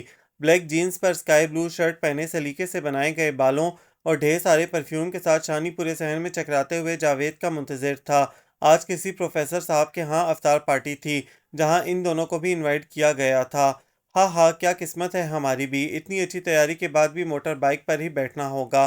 شانی نے ٹھنڈی سانس لے کر اظہار افسوس کیا۔ جی ہاں، گدا گاڑی ہوتی تو کوئی بات بھی تھی، شیراز نے سنجیدگی سے کہا۔ تو گویا اس وقت ضرورت صرف گاڑی کی ہے۔ شہزینہ نے سر تپا شانی کو دیکھا، زیادہ بکو نہیں ورنہ ماروں گا۔ جاوید بھائی جلدی کیجیے۔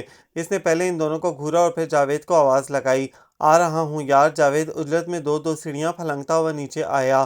او ہو شہزادہ چارلس لگ رہے ہو، شانی نے ستائشی نظروں سے اسے دیکھا۔ تم بھی کسی لیڈی ڈیانا سے کم تو نہیں؟ جاوید کو غالباً شہزادہ چارلس کا خطاب زیادہ پسند نہیں آیا تھا، تبھی نمرا تیزی سے صحن میں آئی تھی مگر جاوید پر نظر پڑتے ہی وہ لمحہ بھر کے لیے ٹھٹک سی گئی تھی۔ بلیک پینٹ اور ہنی کلر شرٹ میں اس کا دراز قد بے حد نمایاں لگ رہا تھا۔ ڈارک براؤن آنکھوں کو ذہانت کی بے پناہ کشش نے حد درجہ محصور کن بنا دیا تھا۔ انابی ہونٹوں پر مبہم سی مسکراہٹ کھیل رہی تھی۔ خاصی عجلت میں کلائی پر گھڑی باندھنے کے بعد وہ حسب عادت تسمے باندھنے کے لیے تخت پر پاؤں رکھ کر جھکا تو وہ گہرا سانس لے کر آگے بڑھ آئی تھی۔ جاوید بھائی یہ گفٹ سوہا کے گھر دے آئیے گا، اس نے ڈرتے ڈرتے کہا تھا اور حسب توقع اس نے خاصی برہمی سے اسے گھورا تھا۔ جب کل مانگ رہا تھا اس وقت کیوں نہیں دیا تھا؟ وہ ناراضگی سے بولا، کل آپ لوگوں کے حلیے اس قابل تھے کہ میں آپ کو سوہا کے گھر بھجوا سکتی، گھسی ہوئی جینس اور اس پر گھسی ہوئی چپلیں۔ اب حلیے بہتر ہیں تو کم از کم مجھے کل سوہا کے سامنے شرمندہ تو نہ ہونا پڑے گا۔ ڈیئر کزن، کبھی ظاہری چمک دھمک سے ہٹ کر بھی سوچ لینا چاہیے۔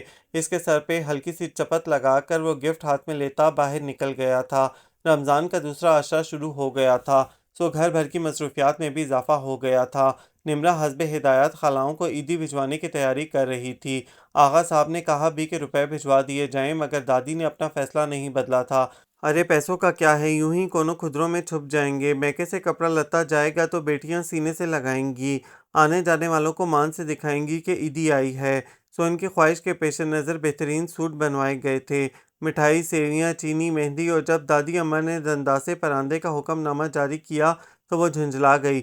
دادی یہ ساری چیزیں آؤٹ آف فیشن ہو چکی ہیں اور دادی نے اسے یہ کہہ کر خاموش کروا دیا تھا کہ اسے جو کہا جائے وہی کرے۔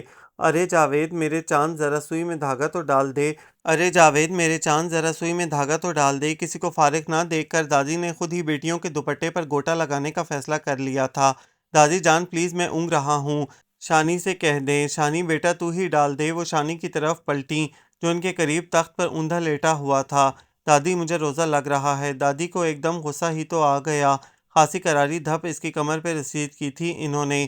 سوئی میں دھاگا ڈالنا ہے، پہاڑ توڑنے کو نہیں کہا میں نے۔ شانی دھپ کھانے کے بعد خاصا بدمزہ ہو کر اٹھا تھا اور سوئی میں دھاگا ڈالنے لگا تھا۔ لائیں پھر گوٹا بھی میں ہی لگا دیتا ہوں، اس نے منہ بسور کر کہا تھا اور دادی نے اور جیتا رہ میرا بچہ کہہ کر دوپٹہ اس کی گود میں رکھ دیا تھا۔ ادھر زارا اور شہزینہ نے پورے گھر کے پردے، بیڈ شیٹس، صوفہ کورز اور میز پوش اتار کر گھر کے پچھلے برآمدے میں مشین لگائی تھی اور اب جی جان سے جتی ہوئی تھیں۔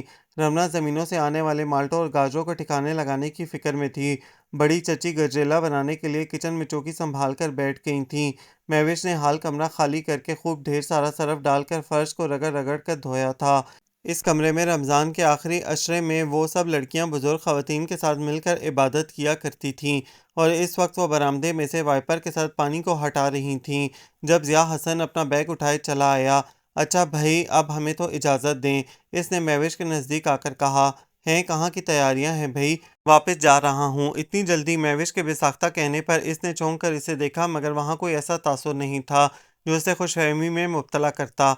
आपने तो कहा था ईद मनाकर जाएंगे, इसने गीले हाथों से चुटिया से बाहर निकलते बालों को कानों के पीछे अड़सते हुए कहा। अभी वो कुछ कह भी ना पाया जब किचन से रमना की चीखों पुकार शुरू हो गई। महविश भाग कर आना, आ रही हूँ भाई। ओके ज़िया भाई, घर में सबको सलाम दुआ कहिएगा। इसने मुस्कुराते हुए एक अलविदाई नज़र इस पर डाली और किचन की तरफ बढ़ गई। ज़िया हसन की पुरसोश मुस्कुराती निगाहों ने इसकी कमर पे झूलती चोटी का बहुत दूर तक पीछा किया था। फिर वो गहरी सांस लेकर दादी की तरफ बढ़ गया। दादी, मैं जल्द ही अम्मी को लेकर आऊँगा। कुछ देर बाद इसने उठते हुए कहा था। दादी ने चौंक कर इसे देखा और फिर मुस्कुरा दी। वो दादी से प्यार लेकर बैरूनी दरवाजे की तरफ बढ़ गया, जबकि किचन में खुलने वाली खिड़की के पट बहुत आहिस्तगी से बंद कर दिए गए थे। निम्रा, ईद से पहले वापस आ जाना। तुम्हें पता है ना, ढेरों काम होते हैं करने वाले। तुम्हारे बगैर कोई काम करने में मज़ा ही नहीं आएगा, महविश ने ताकीद की थी। निम्रा, सच भाई, हम तो तुम्हारे बगैर उदास हो जाएंगे। शानी और आफान वाकई उदास थे। बेटी जल्दी आ जाना, मैं तो समझो तुम्हें देखकर ही जीती हूँ, दादी ने इसकी पेशानी को चूमते हुए कहा था। वो सब की बातें जहन नशीन करते हुए जावेद की तरफ पलटी थी। जावेद भाई, आप कुछ नहीं कहेंगे? नहीं, क्योंकि मुझे मालूम है तुम्हें लौट कर यहीं आना है, इसका लहजा पुरयकीन था। गाड़ी का दरवाज़ा खोलते हुए निम्रा ने मुड़कर देखा। खद्दर के कैमल कलर सूट में वो बज़ाहिर बहुत मुतमईन था, मगर आंखों में उतरती उदासी इससे छुपी न रह सकी थी। बेटी, ये है हमारा घर, खूब घूम फिर कर देख लो। एहसान अली की आवाज़ ने एकदम इसे चौंका दिया था, और जब इसने अपने इर्द गिर्द घूम कर देखा था तो हक्का बक्का रह गई थी। ये घर था या महल? वो तो सोहा के घर को देखकर शजदर रह गई थी, मगर यहाँ आकर मालूम हुआ था कि वो घर इस घर के मुकाबले में तो कुछ भी नहीं था। वो चोर निगाहों से यहाँ से वहाँ तक फैले सरसब्ज लान को देखती रही, जिसके दरमियान सुर्ख पथरीली रोश पर सैकड़ों गमले रखे गए थे। कॉरिडोर और ड्राइंग रूम के बीच एक शीशे की दीवार हाइल थी, जिससे अंदरूनी और बैरूनी मनाजिर पूरी तरह वाज़िया था। ड्राइंग रूम में रखे क्रिस्टल डेकोरेशन पीसेस पर से इसकी निगाह फिसलती चली गई थी। वॉल टू वॉल कारपेट, बेहतरीन कलर स्कीम, दीवारों पर आवेजा कीमती और इंतहाई खूबसूरत पेंटिंग्स, इंडोर प्लांट्स की बहुतायत, सरसराते हुए रेशमी पर्दे, फानूस की तेज़ रोशनियों में इसे सारे का सारा माहौल ख्वाबनाक लगा था। कितनी ही देर वो इस आराइश व तरतीब में खोई रही थी। नज़ीर, तुम जल्दी से खाना टेबल पर लगा दो, मुझे एक अहम मीटिंग में जाना है। हाँ, अलबत्ता डिनर के लिए अभी से तैयारी शुरू कर दो। हमारी बेटी के लिए रात के खाने पर बहुत एहतमाम होना चाहिए। एहसान अली की आवाज़ ने मबहूत खड़ी निम्रा को चौंका दिया। इसने स्टीन ग्लास लैम्प की चिकनी सतह से नज़रें हटाकर इनकी तरफ देखा। वो आने वाले मुलाजिम से मुखातिब थे। नहीं डैडी, मैं इस वक्त रोज़े से हूँ। इसके कहने पर इन्होंने कदरे हैरत से इसे देखा। तुम रोज़ा रखती हो? जी डैडी, अल्हम्दुलिल्लाह, मैं तो 9 साल की उम्र से नमाज और रोज़े की पाबंद हो चुकी हूँ। अच्छा चलो खैर, आओ मैं तुम्हें तुम्हारा कमरा दिखाता हूँ। वो इसे साथ लेकर चलते हुए एक कमरे में दाखिल हो गए थे। मैंने तुम्हारे लिए कुछ शॉपिंग कर रखी है। वार्डरोब में तुम्हारे लिए कुछ ड्रेसेस मौजूद हैं। इस बैग को यूं ही बंद रहने दो, और जिस चीज़ की भी ज़रूरत हो मुझसे कहना। ओके, मैं चलता हूँ, शाम को मुलाकात होगी, तुम इतनी देर रेस्ट करो। वो उजलत में कहकर इसका सर थपथपाते बाहर निकल गए थे। बैग को बंद रखने वाली बात इसे कुछ ज़्यादा पसंद तो नहीं आई थी, मगर हकीकत तो ये थी कि अपनी तरफ से जो बेहतरीन सूट वो पहन कर आई थी, यहाँ बहुत मामूली लग रहा था। इसने वार्डरोब का जायज़ा लिया तो एक से एक कीमती सूट देखकर इसकी आंखें खुल गई थीं। कितनी ही देर सोचते रहने के बाद इसने डार्क ग्रीन कलर का सूट निकाल लिया था, जिस पर रेड एंड ग्रीन कलर का चुना हुआ दुपट्टा था। कपड़े तब्दील करने के बाद इसने अच्छी तरह अपने कमरे का जायज़ा लिया था। मैरून और ब्लैक कारपेट पर एक तरफ ढेर सारे कुशन्स पड़े थे। इनके साथ बुक रैक था, और बुक रैक के बिल्कुल बराबर में एक नया नकोर स्ट्रियो टीवी दाएं तरफ एक कोने में पड़ा था। बाईं दीवार के साथ बेड था, जिसकी साइड टेबल पर फ़ोन सेट भी मौजूद था। ड्रेसिंग टेबल पर न जाने कौन से लोशन और मेकअप के नाम पर अलम गलम चीज़ें पड़ी थीं।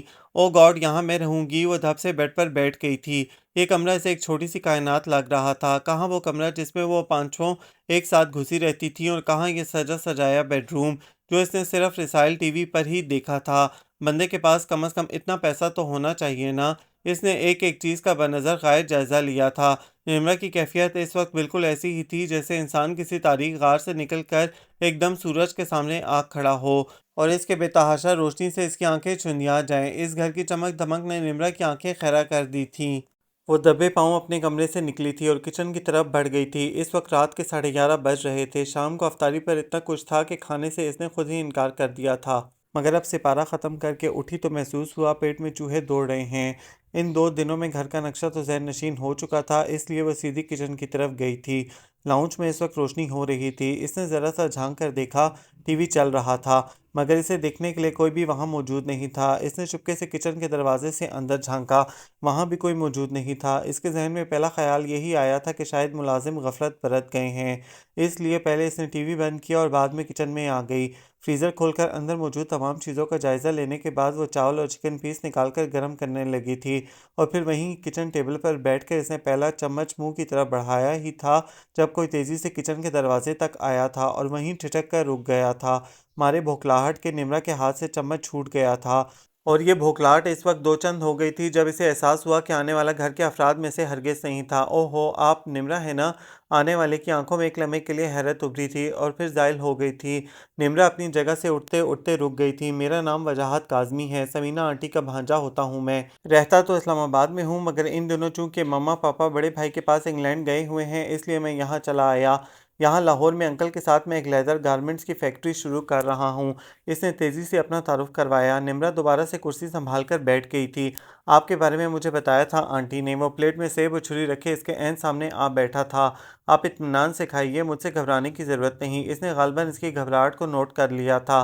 तुम आंखें हटाओगे तो खाऊंगी ना, वो दिल ही दिल में झुंझलाई थी, मगर बज़ाहिर बड़े एतमाद से अपनी प्लेट पर झुक गई थी। चावल तो जैसे तैसे ख़त्म कर लिए थे, मगर चिकन पीस कांटे से तो ना खाया जा सकता था ना। इसने एक लम्हे के लिए वजाहत को देखा। वो गालबन अब कॉफ़ी बनाने के लिए उठ खड़ा हुआ था। इसे यकलख्त ही एहसास हुआ कि वो ख्वामख्वाह तकल्लुफ़ और तसना के लिफाफे में ख़ुद को लपेटने की कोशिश कर रही है, और ये ख्याल आते ही इसने चम्मच प्लेट में रखा था और लेग पीस हाथ में लेकर पूरी तरह मसरूफ़ हो गई थी। वजाहत इसे कुछ कहने के लिए पलटा था, मगर इसे देखकर कदरे हैरान हो गया था। जवाबन निम्रा शर्मा ने झिझकने के बजाय ढीठपन का अजीम शान मुजाहरा करते हुए मुस्कुरा दी थी। चंद लम्हे पहले वाली घबराहट होंगपन यकसर गायब था और मखसूस बेनियाजी ने इसे एकदम ही अपने हिसार में ले लिया था। वजाहत काज़मी महज कंधे उचकाकर रह गया था। कैसे लगे आपको यहाँ के लोग? वो काफ़ी फेंटते हुए पूछ रहा था।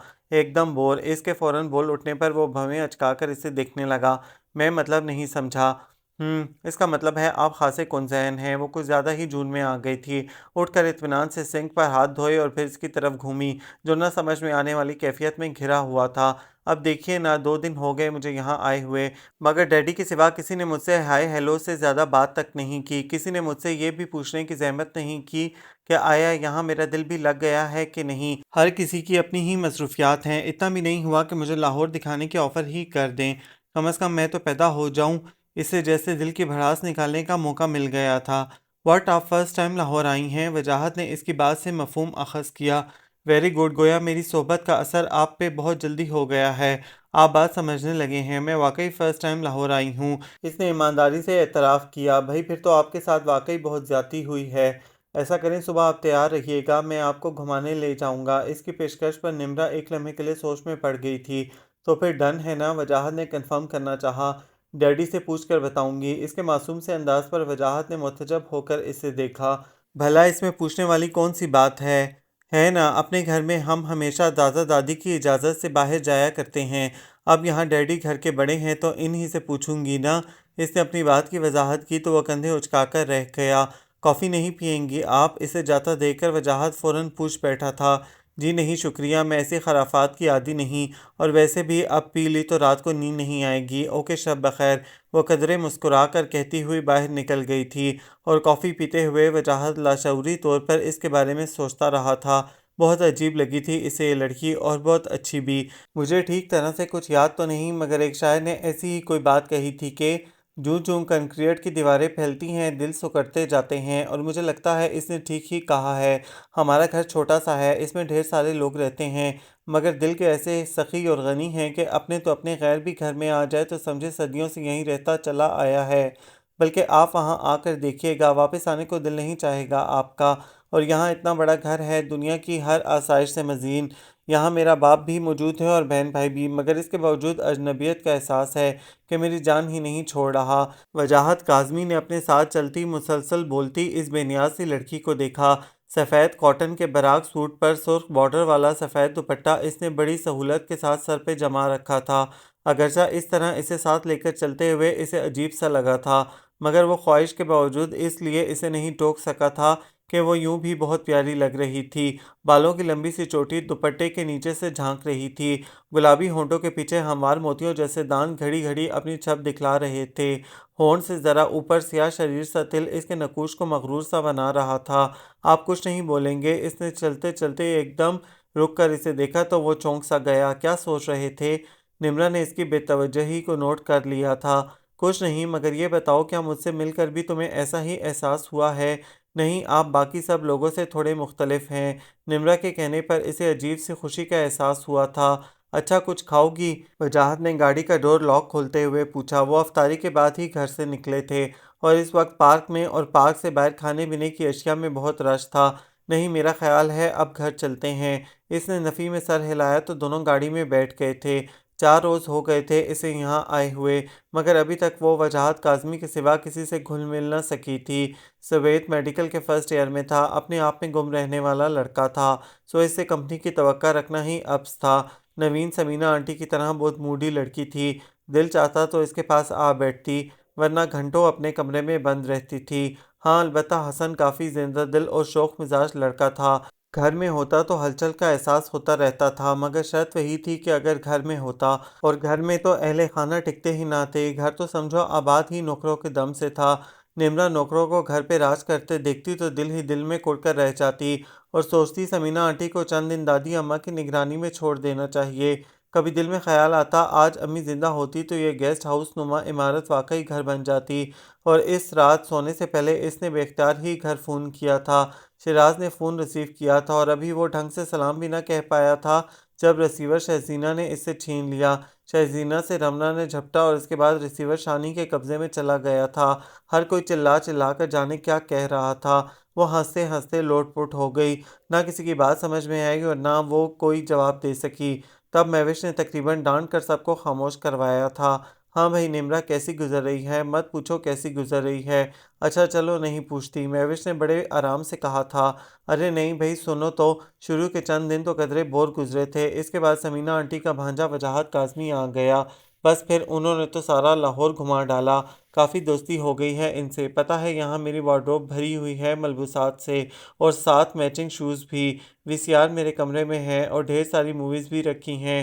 فی الحال روزوں کی وجہ سے دیکھنے کا وقت ہی نہیں ملا۔ یقین مانو مہوش، ایسی زندگی گزارنے کا ہم لوگ تو بس خواب ہی دیکھ سکتے ہیں۔ صبح سحری کے بعد جب میں وسیع و عریض لان میں چہل قدمی کرتی ہوں تو لگتا ہے کسی جنت میں آ گئی ہوں۔ پورٹیکو میں ہمہ وقت کوئی نہ کوئی گاڑی موجود رہتی ہے، باوردی ڈرائیور سمیت، کوئی روک ٹوک نہیں، آزادی ہی آزادی۔ سچ میں بہت انجوائے کر رہی ہوں۔ ہیلو، تم سن تو رہی ہو نا؟ دوسری طرف غیر معمولی خاموشی کا احساس ہوا تو وہ ایک دم پوچھ بیٹھی۔ ہاں سن رہا ہوں۔ مردانہ گمبھیر آواز پر وہ سٹپٹا گئی۔ معلوم ہی نہ ہوا کہ کب ریسیور مہوش کی جگہ جاوید کے ہاتھ میں منتقل ہو گیا تھا۔ کیا ہوا، رک کیوں گئیں؟ جی نہیں، میں تو یہ کہہ رہی تھی کہ محل نما بنگلے میں رہنے، لمبی گاڑیوں میں سفر کرنے اور بغیر گنے پیسے خرچ کرنے کا مزہ ہی کچھ اور ہے۔ اس نے جان بوجھ کر اسے چڑھانے کی کوشش کی۔ لیکن آپ کو کیا معلوم، آپ تو ابھی تک اپنی اس پھٹیچر سی بائک شٹ اپ۔ لاشعوری طور پر ہلکا سا تفاخر اس کے لہجے میں اوت کر آیا تھا، مگر جاوید نے فوراً ہی اسے ٹوک دیا تھا۔ زیادہ اترانے کی ضرورت نہیں ہے محترمہ، یہ محض 4 دن کی چاندنی ہے۔ سو واٹ، یہ چاندنی ہمیشہ کی بھی ہو سکتی ہے۔ وہ خواہ مخواہ ہی اترا رہی تھی۔ اچھا میں اب بند کرتی ہوں، باقی کو سلام کہیے گا، اس نے دروازے پہ ہوتی دستک سن کر کہا تھا، اور پھر ریسیور رکھ دیا۔ مصروف ہو؟ وجاہت کاظمی نے اندر آتے ہوئے پوچھا تھا۔ نہیں بس گھر بات کر رہی تھی، اس نے مسکراتے ہوئے بتایا۔ کون کون ہوتا ہے گھر میں؟ وجاہت نے کھوجتی نگاہوں سے اس کے دمکتے چہرے کو دیکھا تھا۔ نمرا آنکھوں میں چمک، ہونٹوں پہ مسکراہٹ لیے اسے سب کے بارے میں بتاتی چلی گئی۔ سب کے ذکر پر ایک جیسا انداز، ایک جیسی محبت کا اظہار۔ وجاہت نے کسی فرد کا خصوصی تذکرہ نہ پا کر اطمینان کا سانس لیا تھا۔ آر یو سیریس وجے؟ او یس، اس لڑکی نے مجھے شروع دن سے انسپائر کیا ہے۔ وہ بے حد خوبصورت ہے آنٹی، اور مزے کی بات یہ ہے کہ وہ اپنے حسن سے لاعلم ہے۔ وہ جانتی ہی نہیں کہ جب وہ مغرور سے لہجے میں عام سی باتیں کرتی ہے تو کتنی پیاری لگتی ہے۔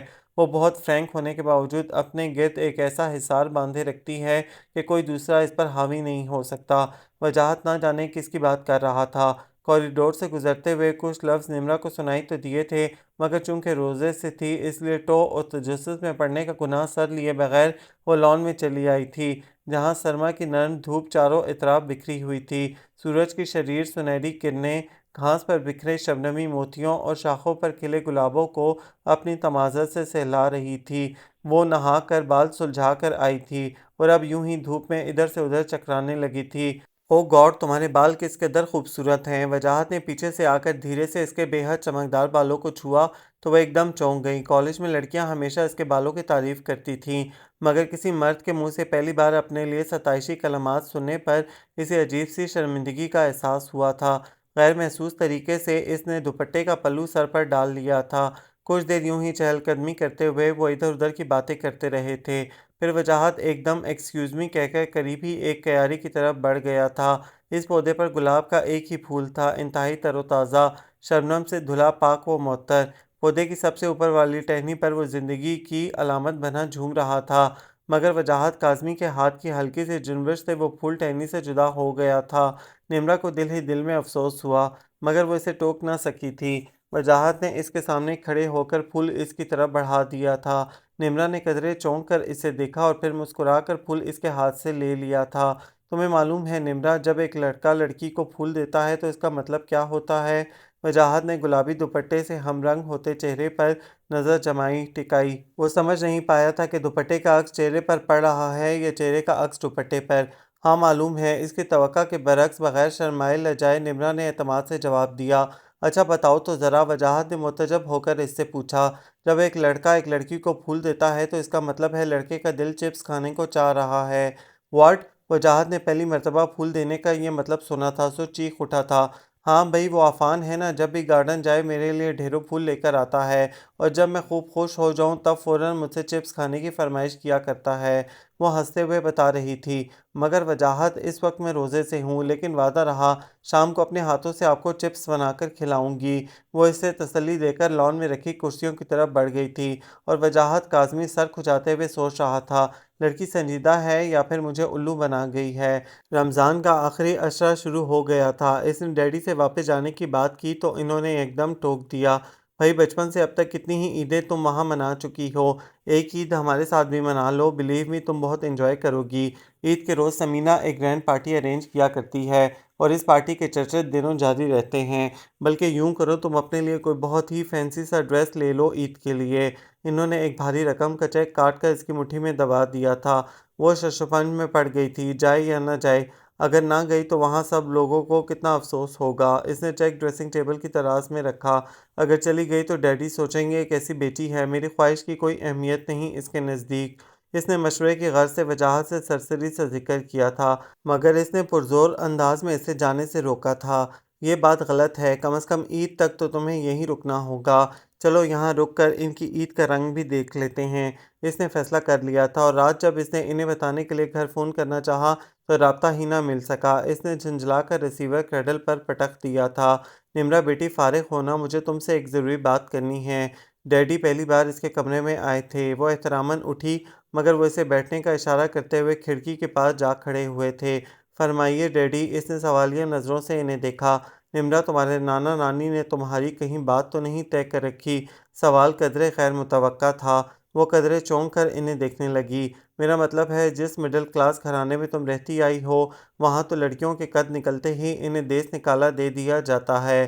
تو اس سلسلے میں تمہارے بارے میں بھی کچھ سوچا گیا ہے یا نہیں؟ پتہ نہیں ڈیڈی، مجھے اس سلسلے میں کوئی علم نہیں۔ تم ذاتی طور پر کسی میں انوالو تو نہیں؟ انہوں نے کچھ سوچتے ہوئے پوچھا تھا۔ نمرہ کے تصور میں یک لخت ہی ڈارک براؤن آنکھیں ایک لمحے کے لیے ابھر کر مدھوم ہو گئی تھیں۔ کیا واقعی کچھ ہے یا محض ایک خیال، وہم، گمان ہے؟ اس نے دل میں جھانک کر دیکھا، مگر دل کا حال اس پر منکشف نہ ہو سکا تھا، اور اگر ہو بھی جاتا تو کیا وہ باپ کے سامنے اقرار کر سکتی تھی؟ سو دھیرے سے نفی میں سر ہلا دیا۔ انہوں نے جیسے اطمینان کا سانس لیا تھا۔ نمرہ، تمہیں وجاہت کیسا لگتا ہے؟ ان کی بات سن کر نمرہ کا سر شرم کے مارے جھک گیا تھا۔ डैडी तो यूं पूछ रहे हैं जैसे मेरी सहेली हों। वो चुपचाप नाखूनों पर लगी क्यूटेक्स खुरचने लगी। बात दरअसल ये है बेटी की वजाहत काज़मी ने तुम्हें प्रपोज किया है। जी, इसने एक झटके से सर उठाकर इन्हें देखा था। हाँ, और मैं इसे तुम्हारी खुशकिस्मती समझता हूँ। वो इंतहाई सुलझा हुआ लड़का है। चंद ही दिनों में इसने अपने बिजनेस को इतनी वसअत दी है कि पूरे सर्कल में इसकी धूम मच गई है। फैमिली भी बहुत मुख्तसर है। एक बड़ा भाई है जो मुस्तकिल इंग्लैंड में रहता है। दुनिया की हर आसाइश दे सकता है वो तुम्हें। मैं इसके बारे में तुम्हारी राय जानना चाहता हूँ। डैडी ने इतना अचानक ये सब कुछ कह डाला था कि वो फौरी तौर पर कुछ ना कह सकी थी। फिर क्या इरादा है तुम्हारा? वो तो हथेली पर सरसों जमा रहे थे। डैडी, मेरे बारे में आखिरी फैसला दादा दादी ही कर सकते हैं। इसने धीरे से जवाब दिया तो एहसान अली बुझकर रह गए। मैं जानता हूँ बेटी, वो तुम पर बहुत हक रखते हैं, मगर मैं भी तुम्हारा बाप हूँ। माना कि मैं एक तवील अरसा तुमसे गाफिल रहा हूँ और इस पर शर्मिंदा भी हूँ, मगर क्या तुम ऐसा सोच सकती हो कि मैं तुम्हारे बारे में कोई गलत फैसला कर सकूँगा? नहीं मेरी जान, मैं तो अपनी ज़्यादती की तलाफ़ी करना चाहता हूँ। विजय से तुम्हारी शादी हो जाए तो बाकी उम्र तुम्हें अपनी आंखों के सामने रखूँगा। डैडी प्लीज़, आप मेरे बारे में कोई गलत ख़्याल दिल में मत लाइए। इसने बाप को अपदीदा होते देखा तो तड़प उठी। मगर आप खुद सोचें, इनके बगैर कोई भी फैसला करना मेरे लिए बहुत मुश्किल है। अपनी उम्र के 22 साल मैंने इनके साथ गुजारे हैं। फिर क्या सोचेंगे वो लोग कि मैं 12 दिन यहाँ रही और अपनी ज़िंदगी के सबसे बड़े फैसले से इन्हें दूध से मक्खी की तरह निकाल फेंका? और ये भी तो हो सकता है डैडी, इन्होंने मेरे बारे में कुछ और सोच रखा हो। आखिरी जुमला बहुत धीरे से कहा था इसने। वो तुम्हारे लिए ज़्यादा से ज़्यादा किसी डॉक्टर इंजीनियर के बारे में ही सोच सकते हैं निम्रा। और डिग्रियां लेकर नौकरी ढूंढने वालों का कोई फ्यूचर नहीं होता। एक उम्र गुजर जाती है इनकी जूतियां घिसते हुए, जबकि विजय एक कामयाब बिजनेसमैन बन चुका है। लाखों करोड़ों में खेल रहा है वो। और सबसे बड़ी बात यह कि वो तुम्हें बहुत चाहता है। बताओ भला, इस जैसा कोई एक लड़का भी है इस खानदान में? इन्होंने इंसान की फितरी कमजोरी पर हाथ डाला था, और फिर हम कौन सा यहाँ चोरी छुपे तुम्हारी शादी कर देंगे। ईद के बाद तुम वापस चली जाना, हम वहाँ आकर बाकायदा आगा साहब से मशवरा कर लेंगे। मैं तो फ़िलहाल सिर्फ तुम्हारा अंदिया लेना चाहता हूँ। इनके बेहद इसरार पर वो उंगलियां चटखाने लगी थी। सॉरी डैडी, मैं इतनी जल्दी कोई फैसला नहीं कर पा रही। कुछ लम्हों बाद इसने बेबसी से कहा तो वो उठ खड़े हुए। कोई बात नहीं, तुम आराम से सोच लो, बाद में बता देना। मगर जो कुछ मैंने कहा है इस पर गौर ज़रूर करना। मुझे तो बस अपनी बेटी की खुशियाँ अजीज़ हैं। उन्होंने बड़ी मोहब्बत से इसके कंधे पर थपकी दी और बाहर निकल गए, जबकि वो दोनों हाथों में सर थामकर बेड पर गिर गई थी। सोच सोच कर इसकी कनपटियों में धमाके होने लगे थे। दिन रात डैडी की बातें इसके जहन में गूंजती रही थीं, और इनकी हर बात 100% दुरुस्त होने के बावजूद दिल कोई फैसला करने से हिचकिचा रहा था। हे प्रिंसेस, चलोगी? वजाहत के पुकारने पर वो चौंक गई। वो कुछ दिनों से ज़्यादा ही बेतकल्लुफ़ होने लगा था। कहाँ? शॉपिंग के लिए भाई, आज चांद रात है ना।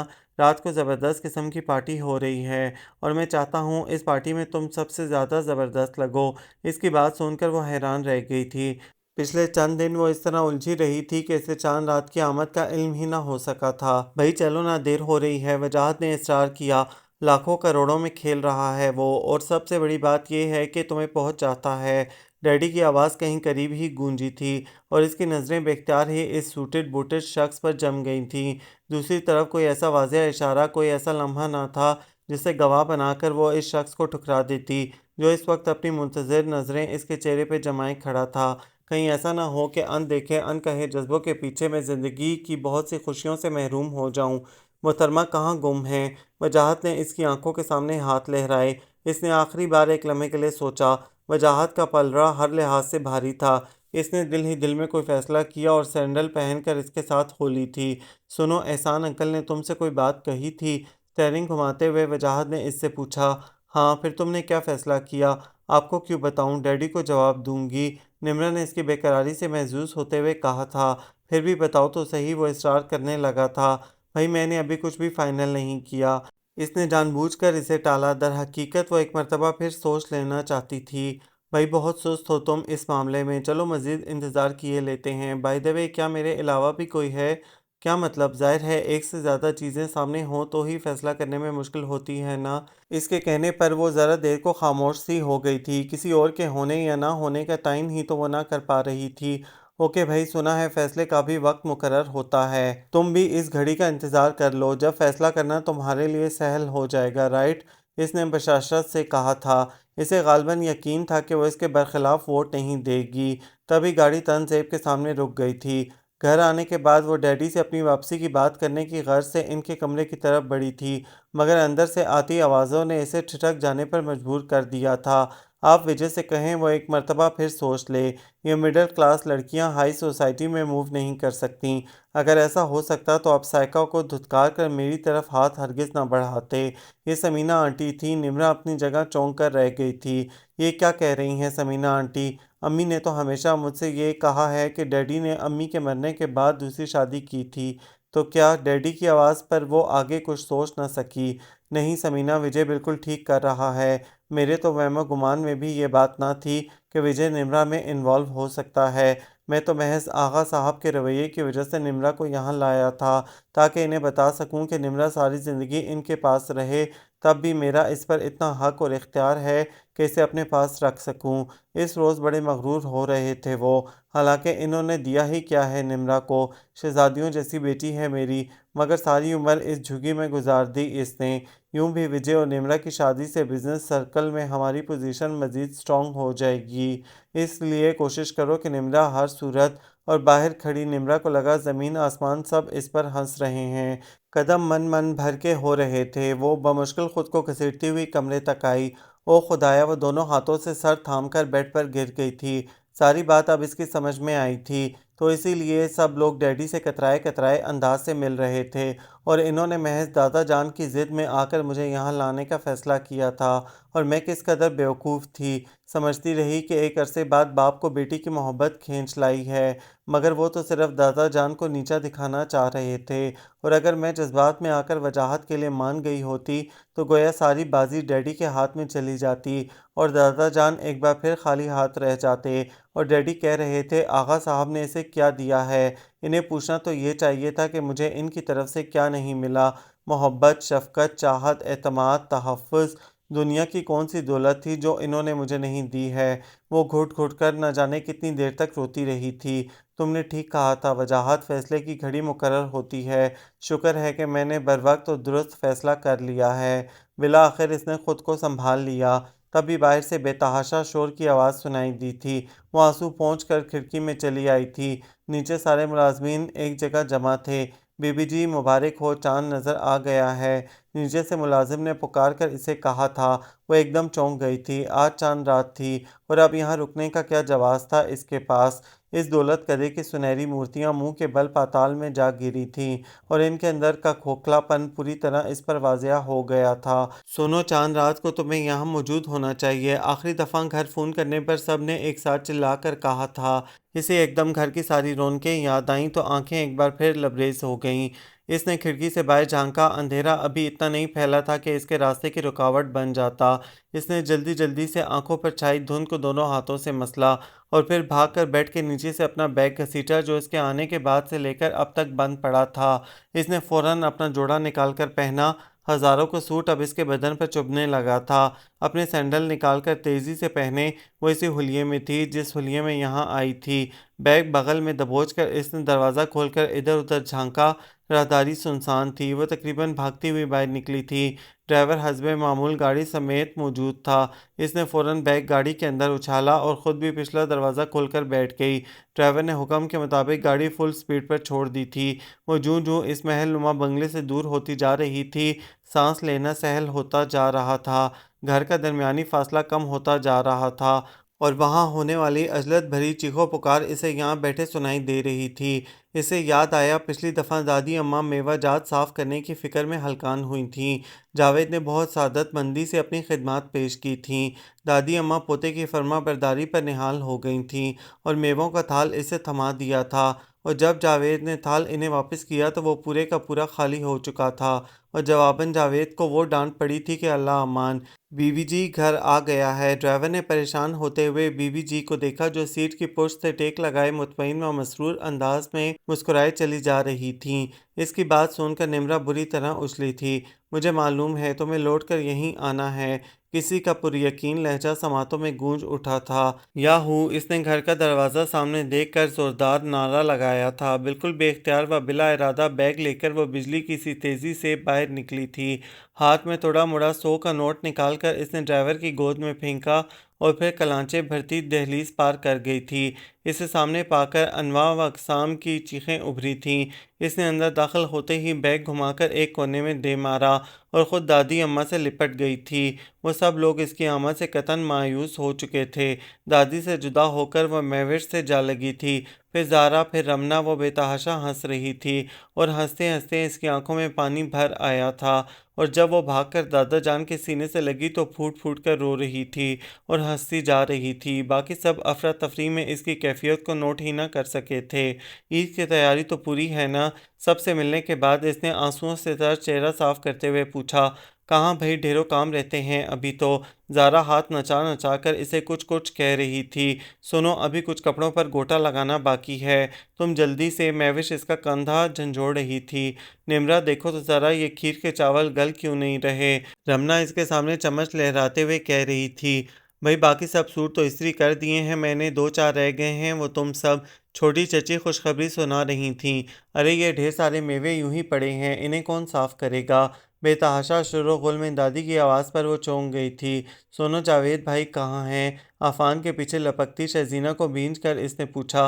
वो मोहतरम छत पर हैं, इन्हें इनका चांद नहीं मिल रहा। शहजीना इसे इत्तला देकर आगे बढ़ गई थी और वो भागकर छत पर चली आई। वो दोनों बाजू दीवार पर रखे बंद मुट्ठी पर चेहरा जमाए नीचे गली में झांक रहा था। गली में ढूंढने से आपको वाकई चांद नहीं मिलेगा। हाँ, आसमान पर ढूंढे तो बात भी है। इसके बराबर खड़े होते हुए इसने शरारत से कहा था और वो पूरा का पूरा इसकी तरफ घूम गया था। निम्रा, तुम?